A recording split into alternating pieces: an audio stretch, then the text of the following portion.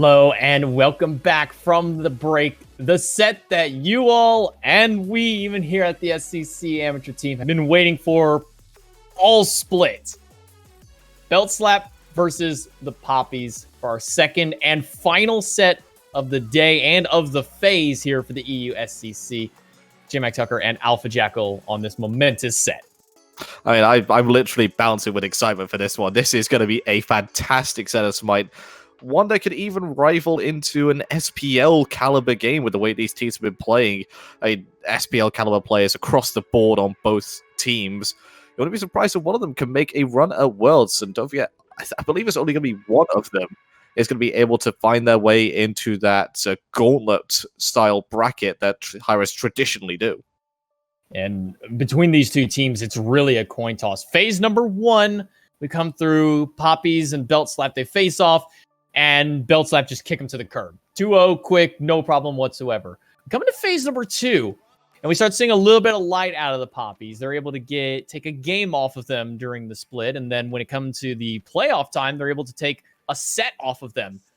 But then they immediately get 3-0'd after when they get into the grand finals. Now we're in phase number three, their first official matchup of this phase. I'm curious to see exactly how far the Papis have come since even their last encounter.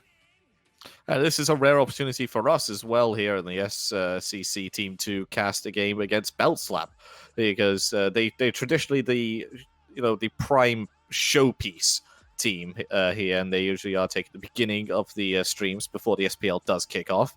But now we get to see them take on the Papis, their greatest competition, and oh boy, it's going to be a fight here for the first seed going into the finals. Who will get the SOC winning team as their matchup in the semifinals?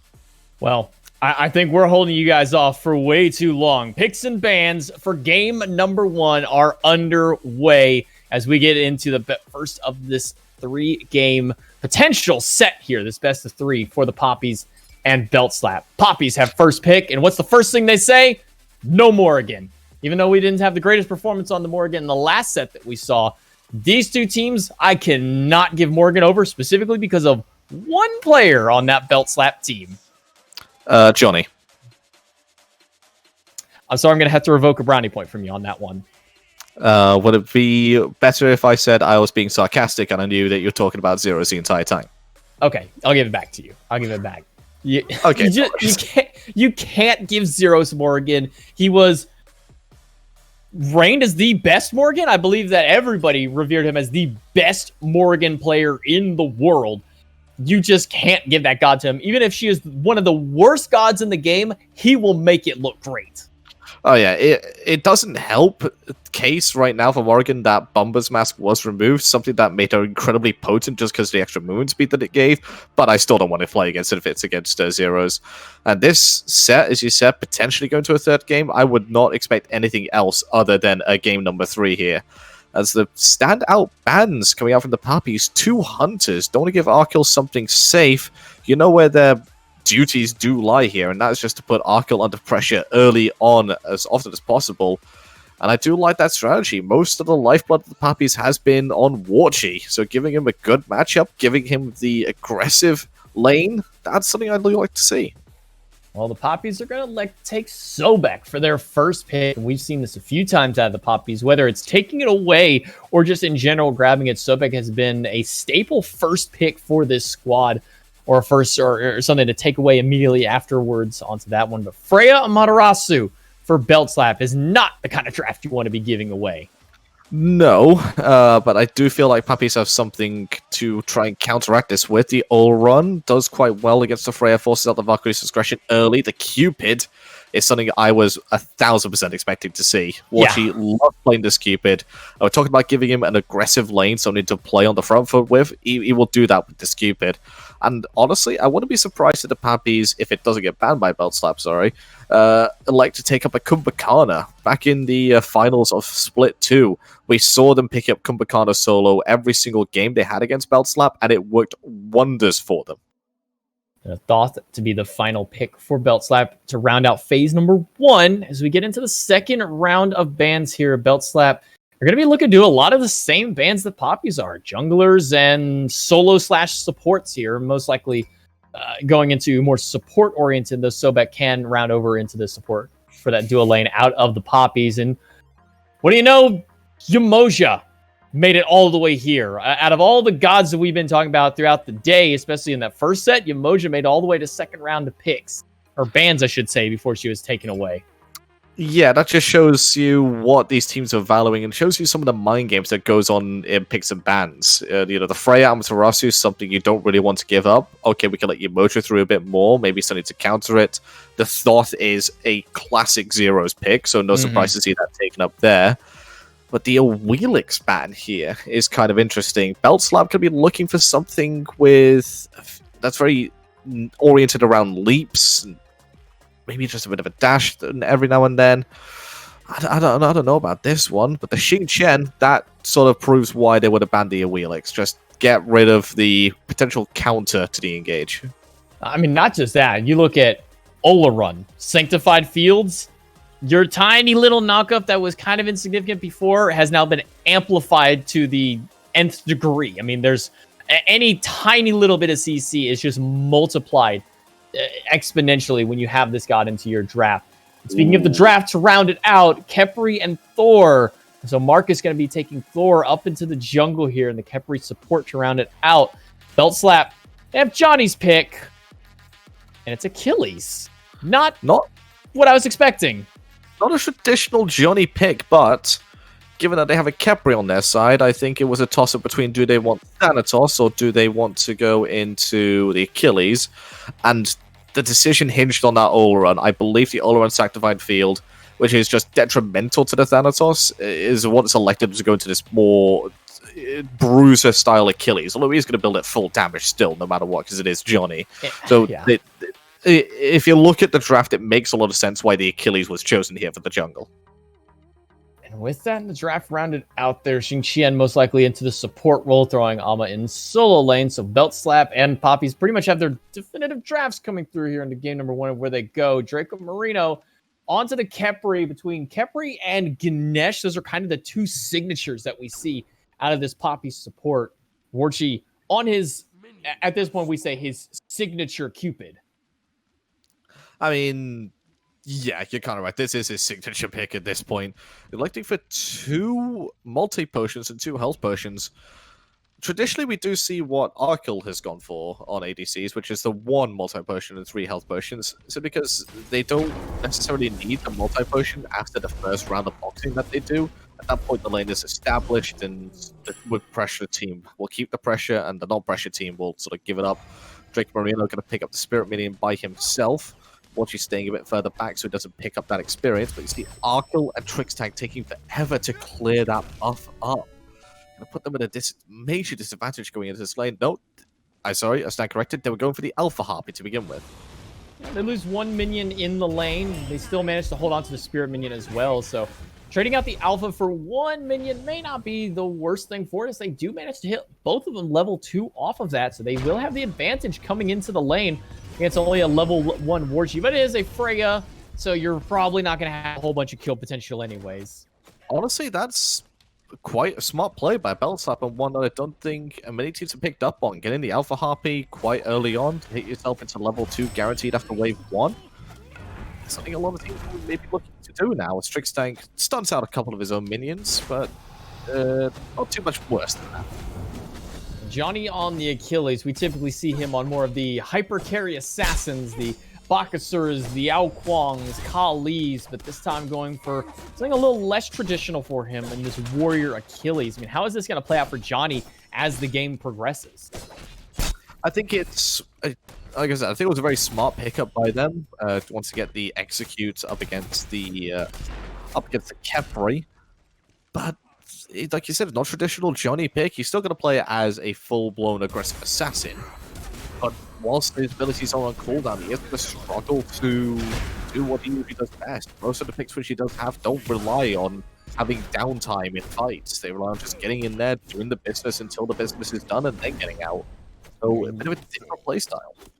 I mean, a lot of his signature picks are the more chainsaw gods. Like I said, Kali, Ao Kwong, you press one button, you walk in, you hold left click and W, and then they die. Same kind of thing with Bakasura. I mean, he's typically known for the more chainsaw carries. Instead, he's kind of going for this more over time, throw out one, dash at you, hit you with one basic here and there. So it's a little out of character for Johnny, and I'm a little worried about that. But then again, it is Belt Slap, and you don't really have a lot to worry about when it comes to this team. No, and I think when you have zeros on Thoth, you are feeling quite okay about yourselves, because he is happy when he gets to play some of his favorite picks. You know, Morgan, we talked about before, Thoth being something he really does harp on about and really cares about the balance of this god in particular. Cronus and Soul, two of his other signature picks that he can bring in at any time. And he just plays them all to near perfection. He doesn't even really need the setup that Trixtank's going to bring to him. Trixtank and Arkle going to be sitting back in this dual lane. It is still Freya Xingqian, not the best clear. They have a lot of aggression with Xingqian, but it's counteracted immediately by a Kepri, and then Cupid with the Harp on once it's 5. Fields of Love is a great deterrent for any aggression that you might have on Xingqian. So you're going to have to play a little bit further back and just kind of take the slow game here in this dual lane. Oh, but look up into the sky. Thor is going to come crashing back on. Arkle gets the beats out. Trixtank with a good knock-up stops the wall from cutting the path off. Arkle escapes the secondary wall that would have come out from Marcus when the beats came off of cooldown, and that's going to be all she wrote for that first bit of aggression. Papis look to try and bite first, and Belt Slap, they survive the trap. Warchi can hit level 5 before Arkle. That could be a potential kill for them. Beads were expended to get out of the ultimate, out of this Thor. So that means there's not going to be any defensive measure, but now Warchi's the one who's in a little bit of trouble. He'll have to dash away as Arkle hits level 5 and gets a nice whoop on top of the Cupid. So back to the safety of the tower, we'll go the dual lane for the Poppies, and back to farming the Harpy will be Arkle and Trixtank. I like the idea from Warchi to hold onto his heart bomb, to try and force pressure for themselves. Maybe realize level 5 if he cleared all of those minions. But if he was going to hit level 5 for those minions, I felt like he should have just cleared them as fast as possible, even expending the hard bomb and using up a lot of damage on that combo, and then look to pressure out Arkle and make sure he couldn't push up whatsoever. Arkle's going to go back to base, finish up those boots. Watching going to follow suit soon. Draco goes aggressive, but doesn't get punished for it as all the stuns were down for Johnny and Zeros. Kind of as expected for this first game, no kills yet on the board. A little bit of control between the two of them, a little bit of a back and forth battling. Poppy's made the first real aggressive play of it with Marcus on the Thor, and that's what you want to see out of a Thor. You hit level 5, you try and go for a lane gank, but came up just a tad shy, only got the beads out of Arkle for it. That's what you got to see out of a team like the Poppies. But Arcus is going to have access to his ultimate again soon, and oh yeah, you know who doesn't have beads? The person whose beads I forced with my first ultimate, so why don't I go back over there and kill him now that those beads aren't down? He does have that Emblem of Thorn back up and available to him, so don't be surprised if he does come back over to try and gank on this Freya. Yeah, but look how far back Arkle is playing. He is under tower clearing minions at this point, so he has no reason to step forward, knowing that his beads are down, knowing that he has to mentally prepare himself to get away from that Anvil of Dawn. So he's gonna play as far back as he needs to make sure he doesn't get caught off guard by this Thor yet again. But he is pushing the wave aggressively now that no one is in lane, and Marcus actually elected to go away from the potential gank on this Freya. Maybe worried about being spotted out on some wards, worried about what happens to Chekio if he does decide to dunk down on the Freya once again. The ward coverage coming out from the Papis has been excellent so far. This is one of the hallmarks of their play. They always seem to have vision where they need it. Lots of vision for the Poppies on this left-hand side. One in the Gold Fury pit and one on each of the Alpha Harpies as well, just to make sure they have the farm vision as well as just the safety vision in case any rotation by Johnny comes through, so they can keep Warchi protected on this left-hand side. Level 7 now onto this Cupid, elected for a Dev Gauntlet for his first item, not even going for the boots yet.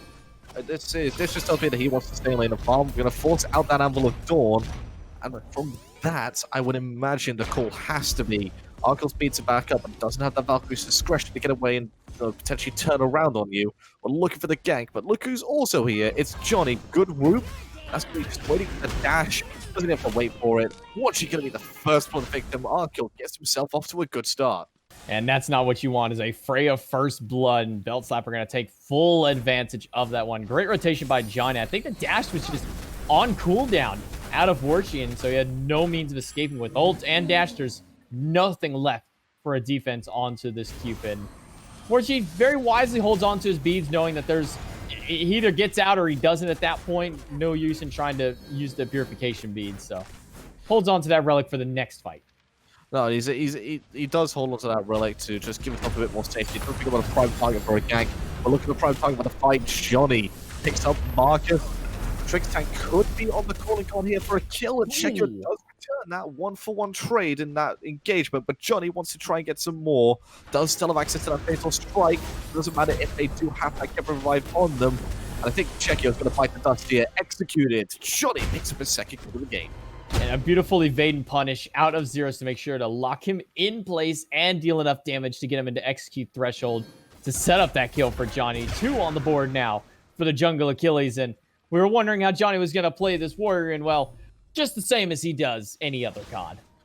Yeah, it just waits for the engagement to start, or even does the engagement himself, and usually comes up with a kill or 2. In this case, it was 2 kills for the jungler on Belt Slap. Obviously, managed to get the kill earlier on with Arkil, went the way of Arkil for that first blood. Managed to take down the mid laner and jungler. Puts himself into a nice position to open up a lead for himself and for Zeros in that case, but they're both sitting 1 level up on their opponents. We haven't even really talked about the solo lane at all, because all the action has been in duo more often than not for these two teams. It's kind of just how it goes through. You let Julio farm, you let Creed farm, and then once the late game hits, oh hey, now the solo laners are here for their action to try and get their fights going through. Julio with a 1-level lead and opted for a Shogun's Kasari first item. Ultimate out of trick because there's no beads available for Checkio, and no ultimate either, and that's going to spell 1 dead mid laner. And Trix Tank getting the credit for the kill. Marcus, he just was nowhere to be seen, farming up his back Harpies on the right-hand side after getting a speed buff. And Checkio was stood on his own sentry ward, but that ward in the mid lane told them where Checkio was going to be going to. And Trix Tank, Johnny set up that gank perfectly, Arca with the rotation as well. Time to perfection, they were rewarded with a textbook clean kill onto the mid laner. I mean, when you don't have beads and you don't have sanctified fields, you are essentially nothing as an Oleron. Those are your only forms of lifelines to get away from a Xing Chen who's already CC immune in the ultimate. So regardless if you had it at the time being, you're going to get picked up no matter what. Just a great play out of Trix Tank and the rest of the team to rotate over and recognize and punish that play. So it's not looking so great as a start for the Papis, but for the most part, their games haven't been won on the back of early game leads. It's been won on the back of early game mishaps turning into late game turnarounds. It just always turns into the fact that Papis will win a fight at some point in the game. It's just a case of, does that fight matter or not? And the Papis will always find a way to make that fight win matter for them. And it's kind of a case of, do they wait for the winning fight at 25 minutes? Do they wait until 30 or 35 minutes? Do they wait until it's 45 minutes into the game, they're down 2 Phoenixes, and they just decide, hey, let's just get a deicide and win the game? I mean, you never know with the Papis. It's really a coin toss. Arco using that Valkyrie's discretion to get away from the ultimate on the war. Maybe they do. Papis get the Pyromancer, but Belt Slap, they're going to get the Gold Fury. So they trade objective for objective onto that one. Arguably, Belt Slap coming out with the better end of that one. Yeah, I think they had an idea that that was going down, but just had no way of getting it to stop there, except for, I don't know, a Thor Ample of Dawn. I mean, apart from that very first initial aggression from Marcus, this Thor has been quiet, to say the least. And if you're going to be picking a god like Thor, especially going into a build with Jotun's Wrath as your first item, I feel like you have to use the fact that you have that ability on just such a shorter cooldown than your opposition jungler. I don't feel like it's been a worthwhile pickup so far.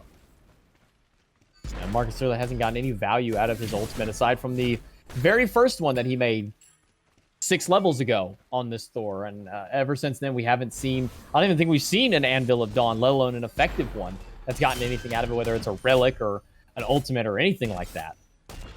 No, and so if I'm the side of the Papis, if I'm Marcus especially, I'm thinking, right, I've got to be using this ultimate soon. I've invested into this item to give me 20% CDR to have this ability up sooner. So let's start forcing some beads. Let's start forcing some Aegises. Let's start forcing some ultimate with this. Just constantly put the pressure on. It's why I made such a big deal about the fact that Arkel's beads were used on that initial gank, because pretty much most junglers should then be seeing that as a free ticket for a free gank the second that they have that ultimate back up again. Well, 12 and a half minutes in, as we would normally expect to see amongst these two teams, a somewhat slow start, 4-1, but Beltslap have already built nearly a 3,000 gold lead. Zero's charging the ult. Not going to fire off that final judgment. Johnny has to leap away very quickly. Caught in the wall. Marcus does manage to find one. Throwing Creed into the tower. Final judgment out of Zeros. Not going to get a whole lot as Creed is still alive. He's going to dash away immediately. Has that ultimate from the Kefri to make sure he stays alive. Fields of Love forces out the Valkyrie's discretion yet again. The fight continues to bruise. Marcus gets hit with a shell, but it's not enough to keep him alive from the damage out of Arkel, who's just pumping shot for shot out. Oh, that was kind of disgusting. It looked like the Papis were going to win, but then just overstayed their welcome. They lost Marcus after they managed to get a kill onto Johnny. And it was such a long time after they got that kill onto Johnny. So you probably thought your respawn Marcus still 16, 14 seconds away from respawning. I don't know. They felt like they could have got something else outside of that fight. Unfortunately, they just start throwing abilities. Really, it felt like they just started throwing them out after they got that kill on Johnny. Expended so much to get him, and then as soon as the kill was over, they're like, do we go in? Do we not? Maybe we should. Maybe we shouldn't. Dash out, dash back in. They really couldn't make up their minds on the end part there. The Papis, a little uncharacteristic of them after that kill. Instead, it'll at least get another one on the board for them, especially getting one a little bit of a shutdown onto Johnny after a 2-0 start for him. Finally puts his first death on the board. Yeah, and it was a decent play there as well. Marcus did get use out of his Anvil of Dawn, managing to get into the fight. Managing to get out of the fight is the Czechia, or at least he wish he does, as he's been aggressed on here by Tricksang and Drake and Bruno again. It looks like it's really used to try and force out beats, try and force out abilities, but the wall from Marcus stops the execute going on to Czechia. Good defensive play coming out from the jungler as the Anvil of Dawns finally start being made aware and present. Well, if you're not going to use them offensively, you might as well use them defensively to get in. Beautiful wall, as you said, by Marcus to block the fatal strike out of Johnny to make sure you can't get that execute onto Czechia, who very wisely is holding on to his actives as long as he could during that fight, not burning them too early on, just making sure to wait them out. Obviously, he didn't have the purification beast, so he kind of just had to eat that damage through. Zero's going to eat a bit of poke himself from the tossing of that hammer out of Marcus. Czechia playing it very patiently in that last fight, as well as Draco Marino not expending any of his ultimates or any of his abilities, because, well, he knows if he throws that ultimate too early, Execute's going to go right through it. Yeah, and he also didn't want to throw that ultimate too early, just in case that's exactly what they were hoping to get, and just back off afterwards and re-engage in just a few seconds. Sometimes when you are against these top-level teams, they're not engaging for the fight to look for the kill. They're looking to just burn one or two things from you. They're looking to burn something specific. For example, if you go against an Upwash, you dance into the fight to burn his ultimate, you then back out once that ultimate has then been used, expended fully. That's when you look for your proper engagement. And it takes, discipline from some of these players to just be able to hold on to those very valuable long cooldowns of theirs. And not just that, not even, as you said, not even going for a full commit a lot of times. Just, hey, I've got an Anvil of Dawn. Let's drop it down. Okay, we got beads. Cool, let's leave the fight. That's all that we needed onto that one. So many teams, they dive in, Anvil of Dawn, hey, there's their beads. Everybody keep pushing forward. Let's fight, fight, fight. And all of a sudden, everyone's gone. But Beltslap and Papis are two teams that will just use that ultimate because now the carry doesn't have beads. That's a win for us. Let's get out of here. I'll be back in 65 seconds when I can use that ultimate again. And Zeros felt like he sort of ate half an ultimate there. The Mjolnir's attunement hitting him both there and back. The double tap, as it's more colloquially known, hits him for half his health, and that's because of the amount of penetration coming out from Marcus, the amount of flat pen he's built into on the Jotun's Wrath and the Brawl's Beat Stick combined. The anti-heal coming out early for Marcus, which I do like to see.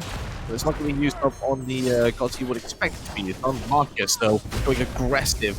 He's trying to defend onto the path, gets executed before he can take off. Julio doing an insane amount of damage there.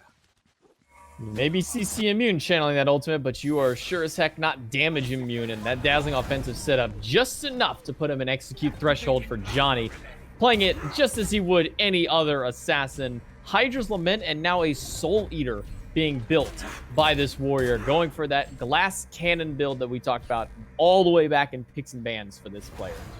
Soul Eater not something traditionally seen on Achilles jungle, but I do like it. I do sort of see the logic behind it. Whilst your Radiant Glory is active, any abilities that you do hit will heal you, so if you have Soul Eater on top of that, you're just going to get extra healing, meaning it's going to be more difficult to just shut you down. Julio and Icreed, been a bit silent, but Julio definitely the more impactful to do so far, I feel. Has been able to invade onto Marcus's back camps a couple times, had a fantastic rotation to that mid lane fight. It's just looking really good here for Belslap so far as they continue to chip away at Papis and gain more and more of the lead. Could you imagine if Soul Eater would grant you the percentage of the ability healing from the execute itself? Like for the 99999? Imagine if you got, what is like 10-15% of that back from that execute. So he's got a 900 heal out of nowhere. Marcus looking for somebody up into the sky. Miscalculates a little bit from zeros. Papis does manage to get the Primal Fury. It'll be a somewhat quick disengage from them. They're playing around a little bit dangerously here. Creed and Chekio up to the front line, but Zeros with his hieroglyphic assaults and the purification beads, and Arculus hit the gas pedal, but unfortunately, there's a couple of speed bumps in the way with that Sanctified Field, and Trickstank gets grabbed by Draco Marino and dropped by Marcus. Draco maybe paying it for it with his life as the execute is going to go right through that revive. Warchi manages to find Julios. That's a 3-for-1 kill for this Gold Fury, still making it worthwhile for him. Arkel on full run. He's got the purification beads to get out of that pluck. And that looks like it could be the end of the fight, but Marcus is still looking around for it. 4 players here spotting out Arkel. Yeah, Arkel with the water over the wall just means that Marcus wasn't going to be able to be seen, just being pinged out there again. And I'm sorry, Belslap, I did kind of cast this Cursey there a bit, so everything was looking good for them at that point, but then they lose the Gold Fury, they lose 3 kills just in trade for Draco Marino, and they're going to lose Arkel here as well. Yes, it's going to take us up, but Heart Bomb, one basic attack from the jungler as well. That gets the 4th kill in this extended engagement. The tower is going to fall down as well as the Papis. They find their fight when they want to take and put some right back into contestant in this game. I mean, now only, what, 1,500 gold down compared to the 3,000+ that they were at one point. Actually, further than 4,000 they were down, so they've dropped that gold lead significantly just in these last couple of minutes here with that Gold Fury, with that Primal Fury, actually, specifically for it, and then the 4 kills on top of it. Great team fight out of Papis. Even with Marcus missing that ult, zoning Zeros out to make sure he can't try and steal the Gold Fury with Final Judgment. Great play by him. Yeah, it's a decent play by the entirety of the Papis as a whole in that mini series of plays to get themselves a bit of gold back into the lead, but not quite reaching up to Belslap's total just yet. Still sitting just shy of 2,000 gold behind, but they have closed the gap on that kill column very significantly. Or it's around a 1-4 at one point it was. Belslap then get a couple more kills to extend that just a bit further, but they have to be wary of the ticking time bomb. Julio and Arkel on those side lanes are going to be proving to be immensely difficult to deal with when it comes to the late game. And then all of a sudden, Zeros out of nowhere with the artillery mage is just going to do wonders with this stuff. One thing I'm worrying about for the Papis late game is going to be that objective secure. They've got Sanctified Fields, which is nice to deter the enemy from getting in, but there's still the Final Judgment out of Zeros, which is a great steal potential ultimate out of them. They're going to have to play these objectives a little bit cleanly, a lot cleaner than normal, just because they don't have that direct secure.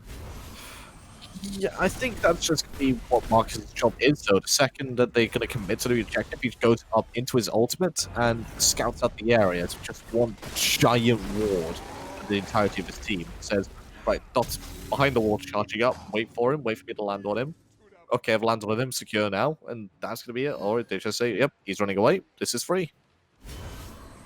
Check your level 18, charging up that orb. Will add a little bit, but I'm not sure he made a connection with his target, so just trying to keep them away from those mid-camps if he can, but to no success. Johnny level 18 on this Achilles compared to the 18 on Marcus, so keeping pace by having the 4 kills, and Fire Giant started very early here by Beltslap to see if they can find anybody, and it's going to be Creed, who's dropped down to a quarter health and executed by Johnny on the back end, diving in onto Zeros' Marcus. That's going to get the beats and the Aegis out of the mid laner. Evade and Punish gets him out for the time being. Julio grabbed by Draco Marino. Fields of Love is only going to get Arkle, get his beads out of it as well. Draco Marino barely lives and is able to make it out, but the rest of the team is so heavily injured. Aside from Warchi, full health, double whoop out of Arkle. That's going to get the beats out of Marcus.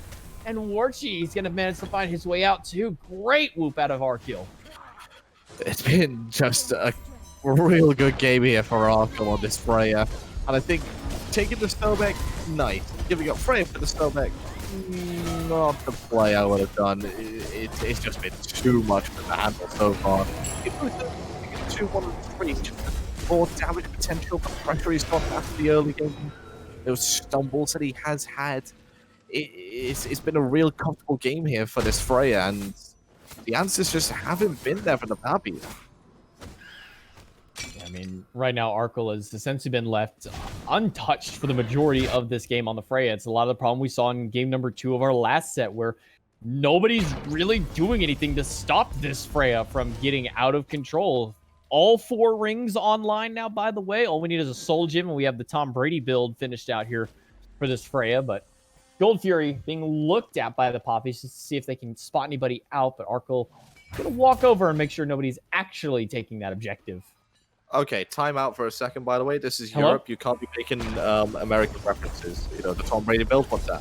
You know, Okay, I'm sorry, but, you know, I'm American, therefore I can make those kinds of references. but this is Europe. Sorry, handball references. Maybe. Handball, come on, you know. Or, yeah, you know, American football, you know, you... Oh, we call it hand egg. Oh, hand egg, that was it. Hand egg, not handball. I'm sorry. Handball is actually a fun game, though. Oh, that's a real fun. Johnny gonna get spotted here by Creed in the jungle and just return fire to him, thanks to the help of that Soul Eater, keeping him alive for it. Creed at a quarter health manages to get away from the whoop out of Arkle.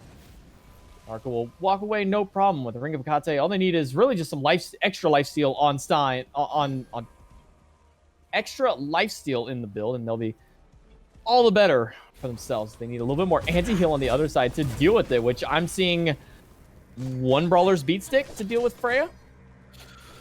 Not quite enough, and I don't think they're going to be able to get much more of it. Maybe Olaron can get himself a Toxic Blade.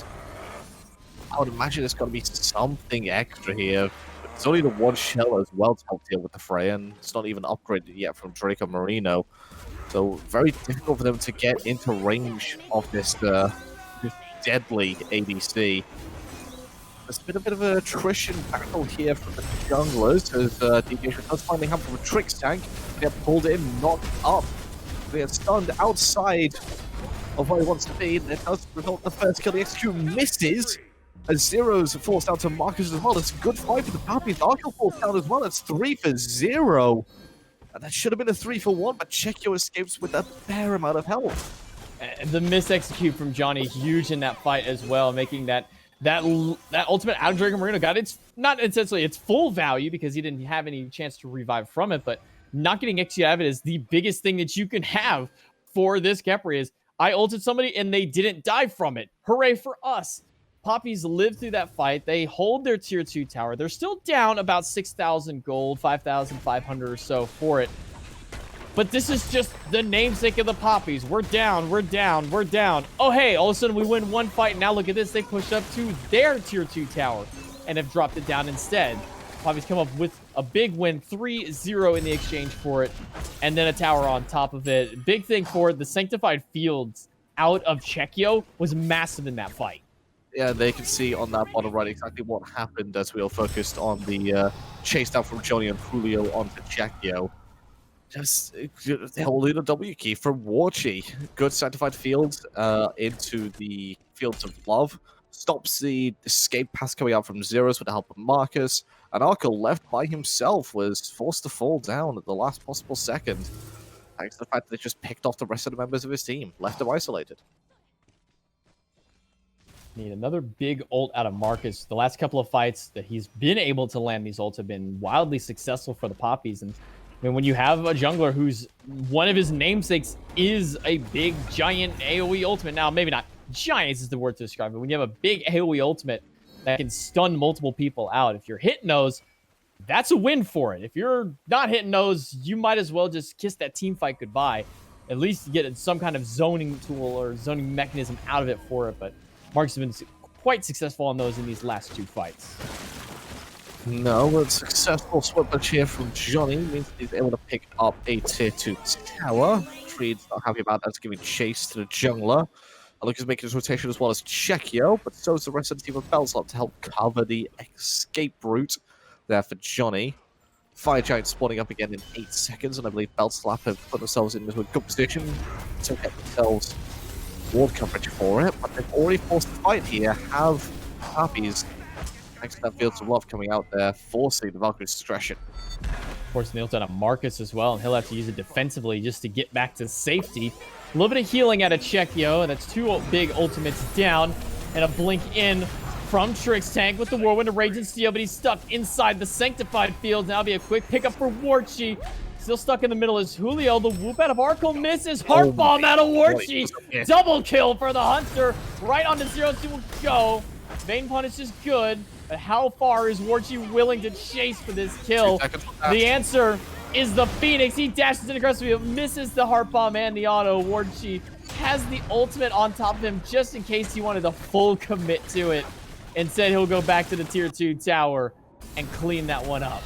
Meanwhile, Chekio's just starting up the Fire Giant by himself. A minute till it's in hand. So the Papis are AOK taking this one before that change.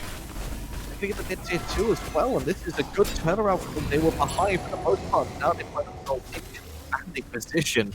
Just again, a second good fight led on the charge by Warchi. Oh, stops the dash instantly with that Fields of Love. Warchi on a rampage with this Cupid. And of all people, of all gods in this entire game and league, Warchi should not be allowed to consistently get this Cupid week after week after week. He don't miss. It's essentially what it is. He hits pretty much every single one of his basic attacks. We've not had his difference to harp on with actually on the mid Phoenix, but Marcus up in the sky looking as a ward lands down to the back onto Arkle, forced out Arkle's progression early. That should be the Phoenix. Mid Phoenix is down. Marcus will teleport out. Trix Tank picks up 2 with the ult into a final judgment, but it's not going to be enough damage. And what's another kill on the board for Warchi? 6 for him. But the wall stops Johnny again. Marcus is so accurate with keeping these walls to save the team, but unfortunately can't save the remaining health out of Draco Marino as Arkle manages to pick him up with a couple of more basics. Sanctified Field is still up for Chekio if they were looking to help out Warchi, who is being chased around by Zeros and Arkle. They want to try and get something from this. Johnny getting it turned on here. But look who's in the jungle. Arkle's there, going to miss his whoop, going to miss the vanish. Forced to use his beat because of that Sanctified Field of Love. Sanctified Field curses Johnny into eternal damnation. Well, and once again, big stun here out of Julio. He's going to get a second stun with that Mantle proc. Arkle takes a spill to Marcus. Chekio and Warchi trying to do with 0-2's full health. Hard with the assault, but the big damage autos out of Warchi. Unstoppable now. 7 in a row for him. Marcus holding off Julio so he can't teleport back to the base. Ports in with the hammer. Needs one more basic, but Julio's so fast. And with Trix Tank back up and alive, Marcus might not be able to get the final kill. He does get it. Mjolnir's Attunement finds it. 5 in a row for Marcus. Only one left. Trix Tank to defend against the team of the Papis. And it looks like game number 1 is going to be going over to the Papis with the Titan at half health. Trix Tank with no ultimate to save him. Game number 1 in the books. Nah, they're not going to kill Trix Tank. They're going to let him leave. Watch his Titan die. Papis take game 1 of this Titan of a game and put themselves into prime position to take the number 1 seed. It's up to the boys on Bellslap to try and get a reverse sweep here. So looking like they had that game in the palm of their hand, but just taken away from them because of good team fights, good defensive stops there by the Papis. It's the same story almost every single week when the Papis go up against a team of equal or better skill than them. It's, oh man, we're down 4, 5, 6,000 gold, and oh yeah, I guess we'll just win this one fight. And that one fight for them was the tier 2 tower in dual lane. They won that fight and it was all set in stone for them as they're able to clean up the rest of that game and manage to bring it to a game number 1 victory for them. It wasn't just that fight, it was the fight on the Tato on the left-hand side as well. It was the fact, more often the fact, was that Warchi was able to get good fields of loves. Hard to find out the plural for that ability, but multiple fields of love off, and he just survives with it. And the Sanctified Field, followed up by Drake Marino plucking somebody in, meant that Trix tank had nowhere to go. Julio had nowhere to go as well. And they were just lambs to the slaughter as Warchi and Iquid wailed on them time after time. I've said it once, I've said it again. There are certain players and certain gods you just can't allow to continue to combo every single week and every single really game that they play. And Warchi and Cupid is probably the number 1 in this entire league. This goes even beyond some of Johnny's combos that we've seen, Johnny's Kali or formerly Johnny's Ao Kwang. Warchi and Cupid are so synonymous with each other at this point in the SCC. You can't keep giving this over, because even if Warchi doesn't pick it, you have Chekio, who picked up a pentakill on it just a couple of weeks ago. That god is too flexible for this team and needs to be taken away. Yeah, but do you really want to first 3-ban Cupid and let through something else? Against the Papis, yes. I think again, solely against the Papis, I think so, because there's been so few gods out of Warchi that he's had to pull out this season because everybody's just letting him comfort pick Cupid.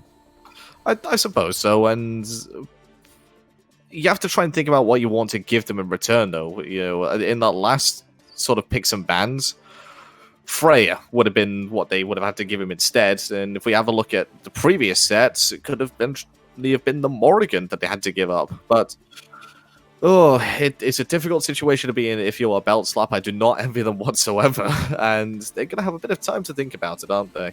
Yeah, they're going to have a little bit of time. We're going to have a little bit of time as well before we get into game number 2. We're going to take it to a quick break. When we come back, game number 2 of the best of 3, we continue.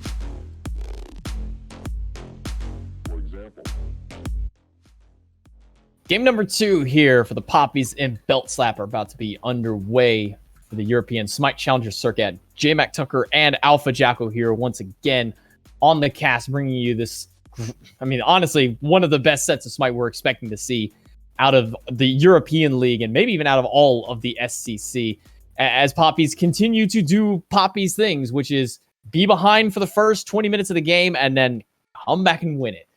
Question is, are they going to repeat that this game? I think they might be able to. It just depends on exactly how the draft goes. Does it go a similar way? Do the boys on Belt Slap get themselves into more of an insurmountable lead in the early game?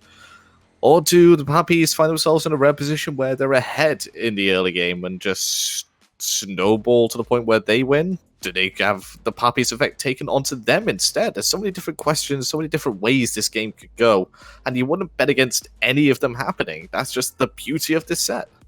And just the nature of these two teams as well as we go into the picks and bans for game number 2. Adjustments in the drafts, we said there don't need to be too many. For me, I'm on the board of Ban Cupid. For you, maybe not quite the same. Do you think the picks and bans are going to look fairly similar to game number 1? Well, I think with the fact that the Papis are now the Chaos side, the picks and bans are going to be wildly different. Belt Slap got the choice, given that they lost that first game and have elected to take the Order side.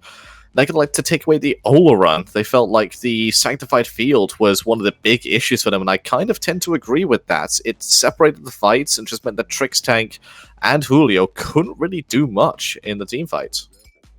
I mean, when you couple in the Sanctified Fields and then the Fields of Love, it's just too much of a combo, and they're going to take both of those off the table. Belt Slap have had enough of this, and so now, what does Warchi go back to? He does have a few other gods in his god pool that he's shown off this split. Not saying that's all that he's got, but he has shown that he does have a Rom in his back pocket as well, so maybe he'll be popping that one out, but there's still so many options available. Freya's still on the table. Soul, if they want to go for another magical AC. Kronos as well onto that one. Still so much left on the table. I mean, Cthulhu and Yamoja are still available as well.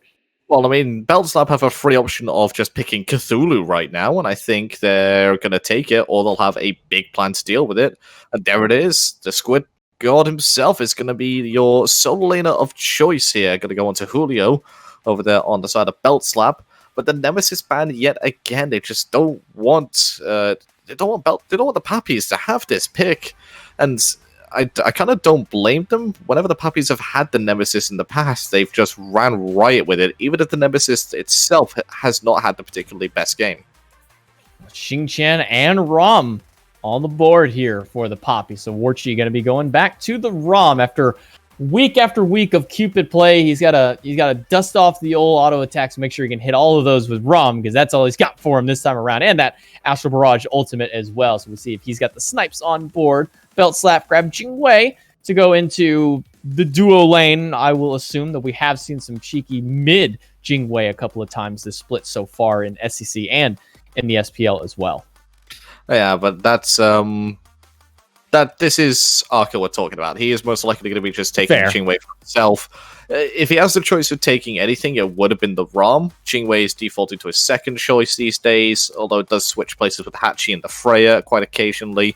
The Thor going to be repriced here for the Papis. A bit surprised on that one, given it didn't exactly have the best of games in game number 1, but didn't do anything to necessarily warrant it not being picked up again, I suppose.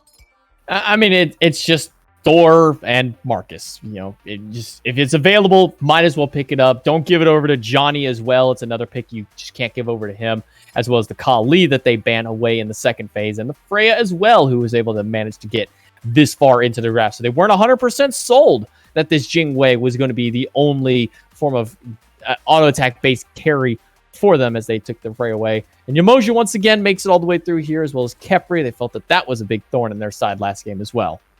Yeah, I don't necessarily disagree with the Freya bans. I think once you see the fact that they have a Fafnir picked up for their support, you are worrying where the second form of basic attacks are coming from, where the third form, where the 17th form is coming from, because that's all you really see within Europe against the Fafnir is all the basic attacks are coming in from elsewhere. Merlin going to be the mid lane mage here for the Papis.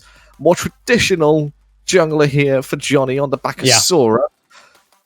we saw this one coming just from a bit further away because of the fact that they locked in the Fafnir and the Thoth being reprised here for zeros. This is a very scary draft. I think Beltslap have got pretty much signature picks across the board here. Yeah, this is everything that they could have wanted minus a Morrigan for zeros. I mean, that's really the only thing you kind of shuffle out of here, and this is the dream Beltslap composition. Papis do still have their final pick, and it's going to be Draco Marino's signature Ganesh to try and round out game number 2 here for the drafts on the Papis. I mean, we say it's everything that Beltslap wanted. This is kind of almost going the same flip side over here for the Papis, getting a lot of the picks that they tend to kind of swing towards as well. Yeah, I think, as you said, on Beltslap, one of the things I would have thought that would have been Morrigan on for the zeros. I think if they also had the choice, they would have taken Ram instead of the Jingwei. But these are very close second best gods in slots for them, second best picks that they would have taken. And the Papis, a bit more out there with their drafts. I think Xing Chen a bit lower on the priority list here for Creed, but it is going to be a good selection for them, as you know, we're going to be hopping into games shortly. And I'm excited to see where this one goes. I could see it being both a potential victory here for the Papis and both, you know, a game 3 here as Beltslap take this second one. Well, I do agree with the Xing Chen onto that one. You grabbed that one very early, and you know that Johnny is, after kind of a rough, you know, kind of ending there onto the Achilles, which is not his more traditional pickup. You kind of know that he's going to go back to one of his defaults, being Bakasura, so Xing Chen going to work so well up against that, and as well into the Jingwei, just providing a lot of that basic attack reduction with that Furious Roar.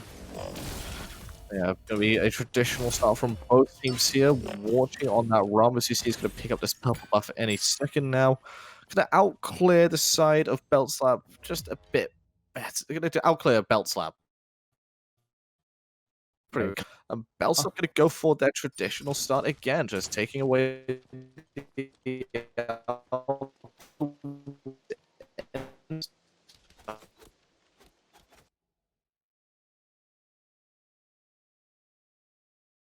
letting the wave meet up here on tower.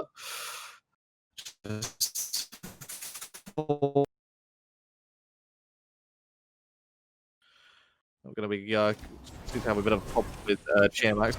We'll do a quick break as we'll try and resolve this one for you. So I'll be right back in a second.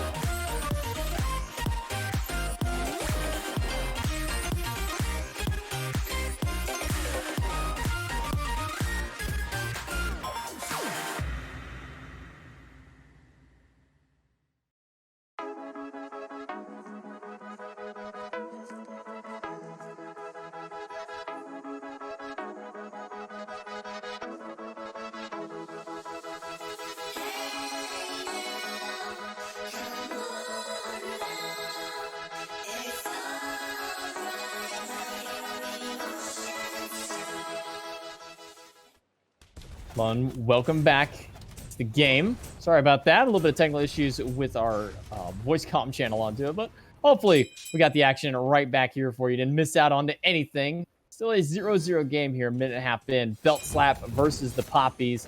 Alpha Harpies started up here by the Papis and trying to make some kind of stop here as Tricks Tank, but unsuccessful in doing so. Yeah, he just wants to be as annoying as possible. Misses that hammer toss, looking to try and stun out Warchi. As the Papis, they're going to get aggressed on here yet again, forced to just play a bit further back than they would expect them to do, given that they should have the pressure in terms of clear. Well, Arco just going to put a little bit of poke onto Warchi, who is now finally off of a Cupid, but now onto his Rom, which is kind of his signature backup pick for this player. And going to get hit by the hammer. And Arco's still pushing up, getting some good basic attacks onto him. That'll force him to use a couple of those potions up to resustain. Persistent Gust is good. A couple more basics is all that's needed out of Arkill to get it. Disarm out of the leap from Trix Tank is good, and it'll eat right through the shell. Warchi popping one of his last potions available. Gets hit by another hammer out of Trix Tank. Trix Tank just been relentless with this pressure, relentless with the fact that he's hitting pretty much every single hammer. Missed only about one, I think, so far this entire game. And it's just meant that Warchi's didn't have the chance to get this almost traditional Rama pressure off. Been put on the tower by a Jing Wei of all gods, but it's just come out from the Fafnir, if anything.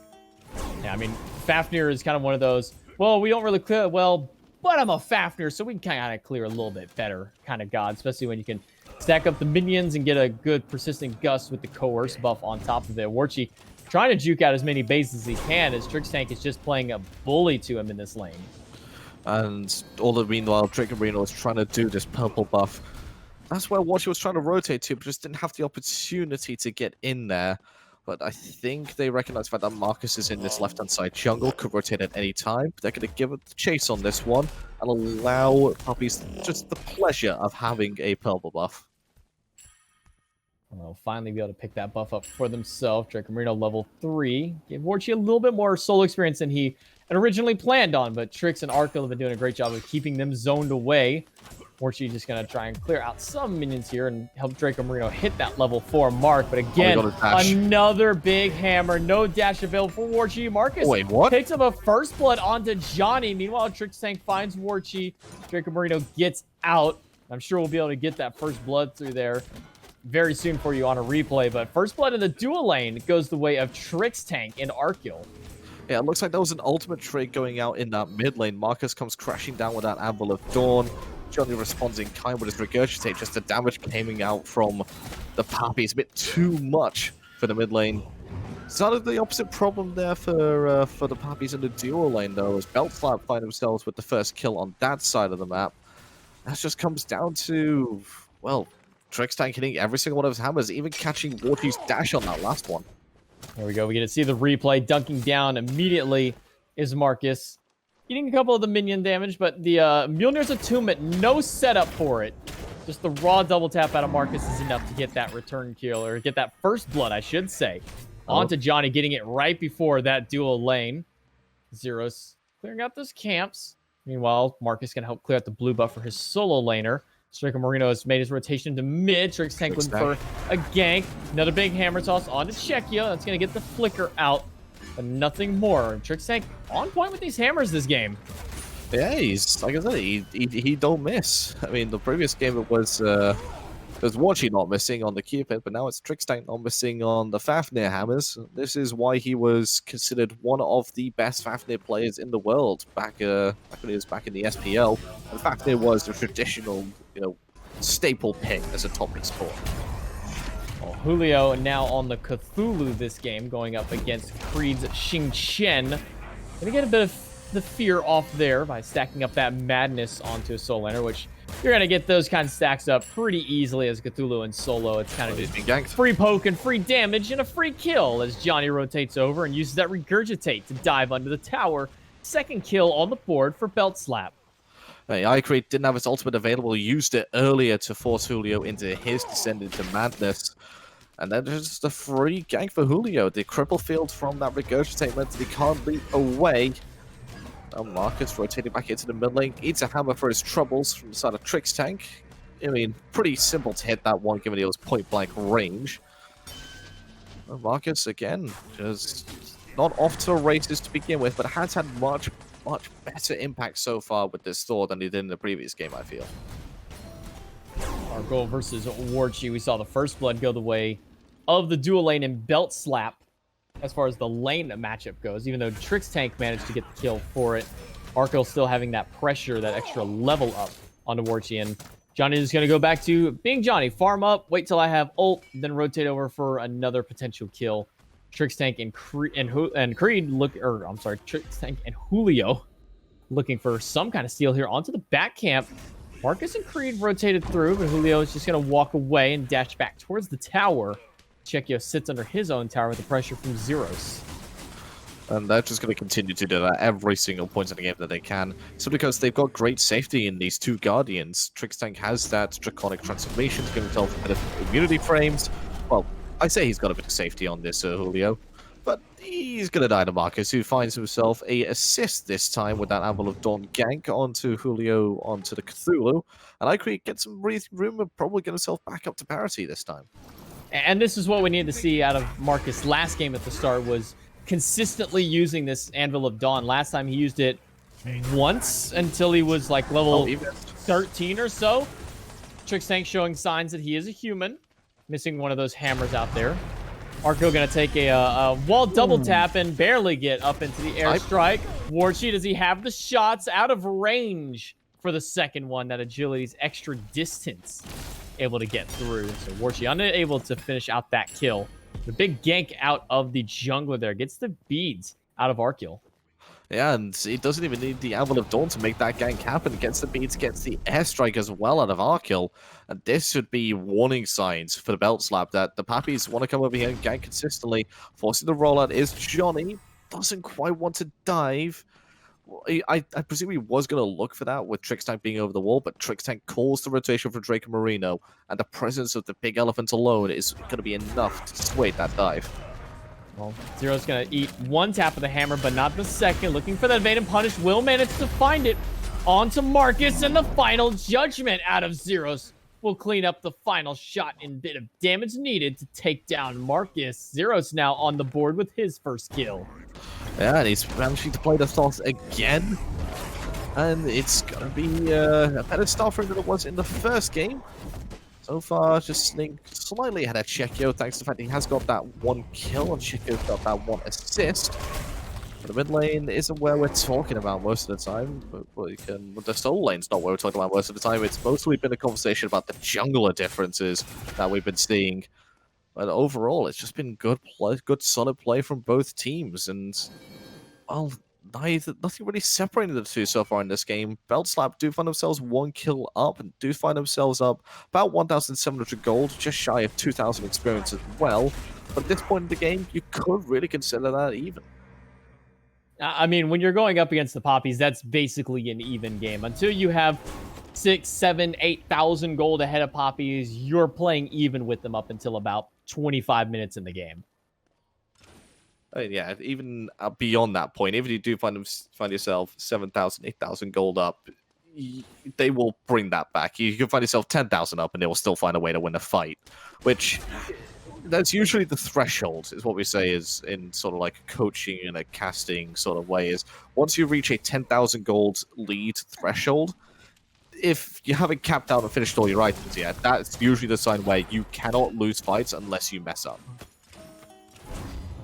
Johnny looking for a rotation onto Warchi. Gonna get the quick ult to trade out and put Warchi up into the sky. Johnny will eat a minion and wait for the rest of his team to rotate through. The pillars are gonna separate them. A good wall. Double tap not quite on the mark to get the final bit of damage needed to take down Arceal. He'll barely squeeze by yet again. Johnny gonna get ohmed out by Draco Marino. Trixtank out of Draconic form. We'll continue to look at them, but instead we'll now have to back away. So it's another ult expended out of Belt Slap, but nothing gained. Now, more ults expended on a Belt Slap there than the side of the Papis. Marcus still doesn't have his backup for cooldown, what we'll do shortly.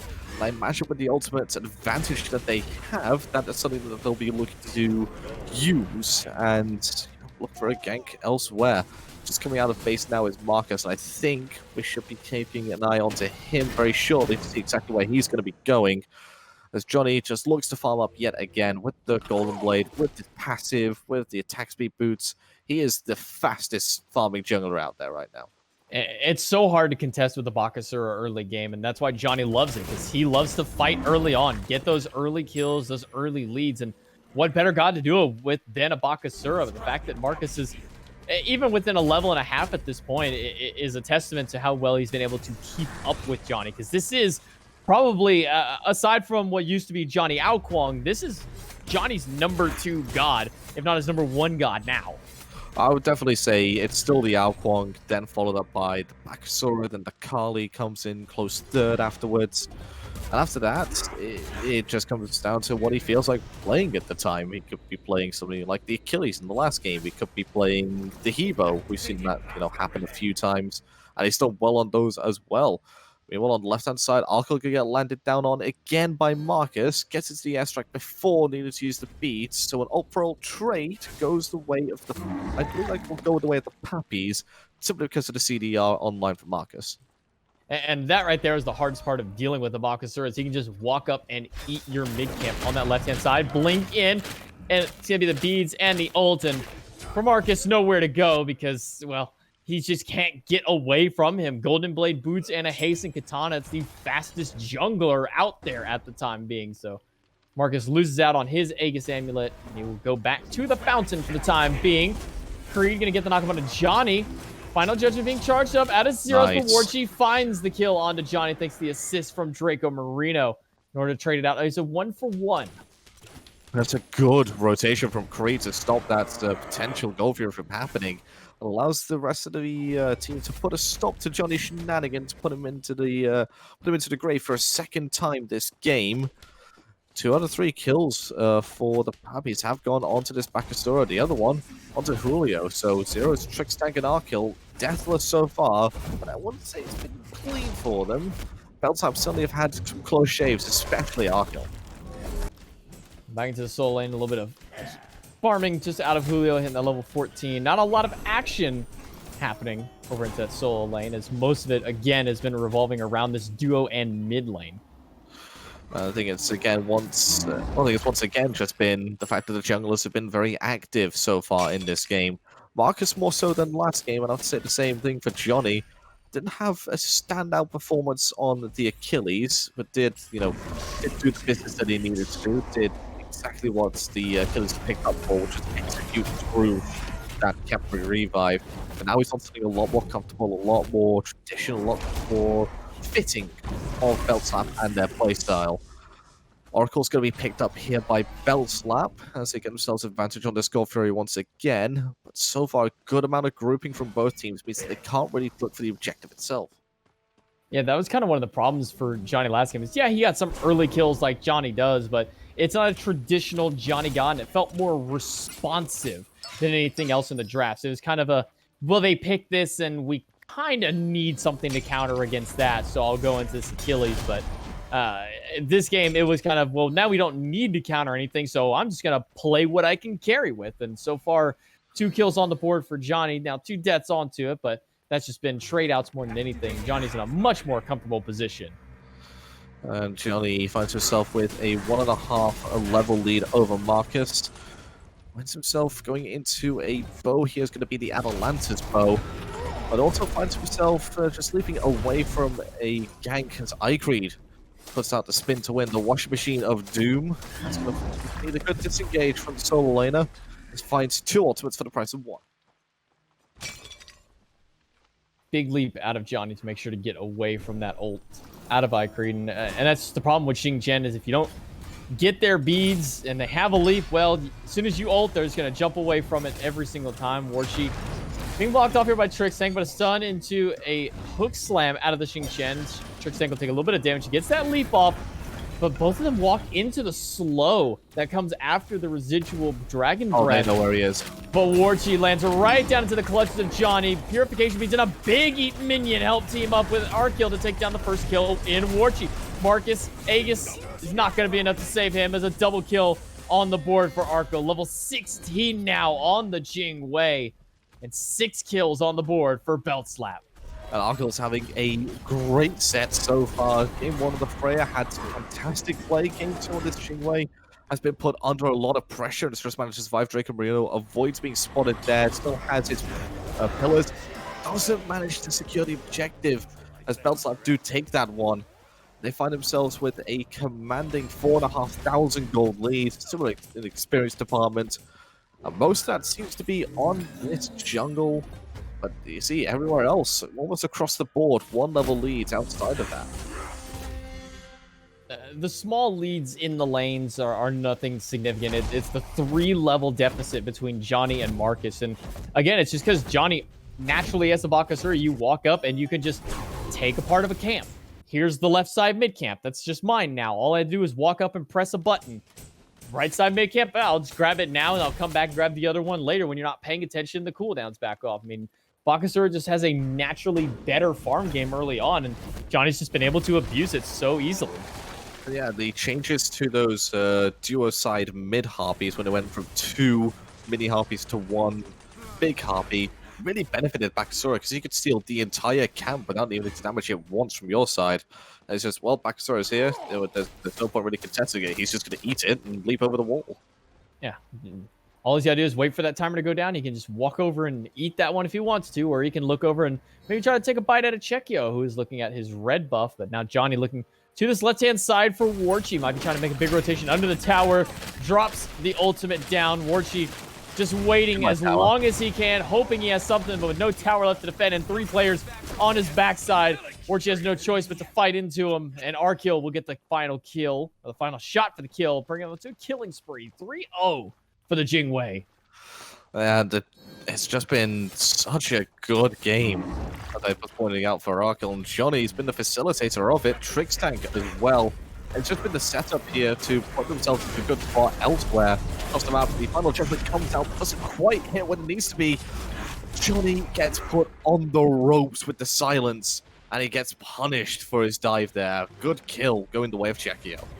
Well, Julio gonna try and get some damage onto Creed. Trixtank gonna get hit by the hook slam. Chekio with some big damage to the arcane sets, but he's forced to back away because of the thorns coming out of the solo laner. Julio diving into the bag, looking for Chekio. Will find him with the final swipe. Now Draco Marino has to back away as this Cthulhu is just pushing them at their Phoenix, mind you.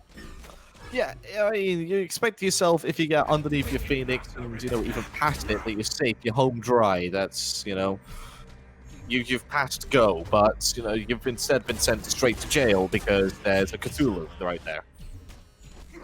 I mean, this is kind of the working benefit for Beltslap is they know that they can make these kinds of bans in the drafting phase. You know, they banned out an Olarun, they banned out a Cupid, and that kind of forces Poppy's hand to make the more aggressive bans as far as the current meta goes, you know, and they unfortunately let Cthulhu through, and even though we're only just now seeing the Cthulhu come to the team fights, he's zoning them at Phoenix at this point. And it's not like the Cthulhu's been their saving grace, you know, the big thing that's turned the tide of the game. It's been mostly Beltslap this entire game. But we know what happened last time. It was mostly Beltslap the entire game. They still wound up losing it to the Papis, so there's still that might still ring in the back of their minds. You know, it could just be, we're in this position last game we lost. What do we do differently this time? Well, the answer is we play more aggressive. We get ourselves an even bigger lead before we start even contesting any of these objectives. I mean, they're at 8,000 gold already, 20 minutes in. Probably the biggest lead that we have seen today, and one of the larger leads that we've seen amongst these top SCC teams throughout the entire phase. This early in the game, 8,000 gold, I mean, at this stage is a pretty stark number, even for the Poppies to go against. But what they're going to be going up against is even worse. Pyromancer looks like he's going to be started here. We wanted to start up the actual Fire Giant itself, but I think it was a good call to go off at that objective. As members of the Pappies were around, and Draco Marino walks around the corner, gets hit by a basic attack, and immediately dashes away. I think that's, you know, the correct play.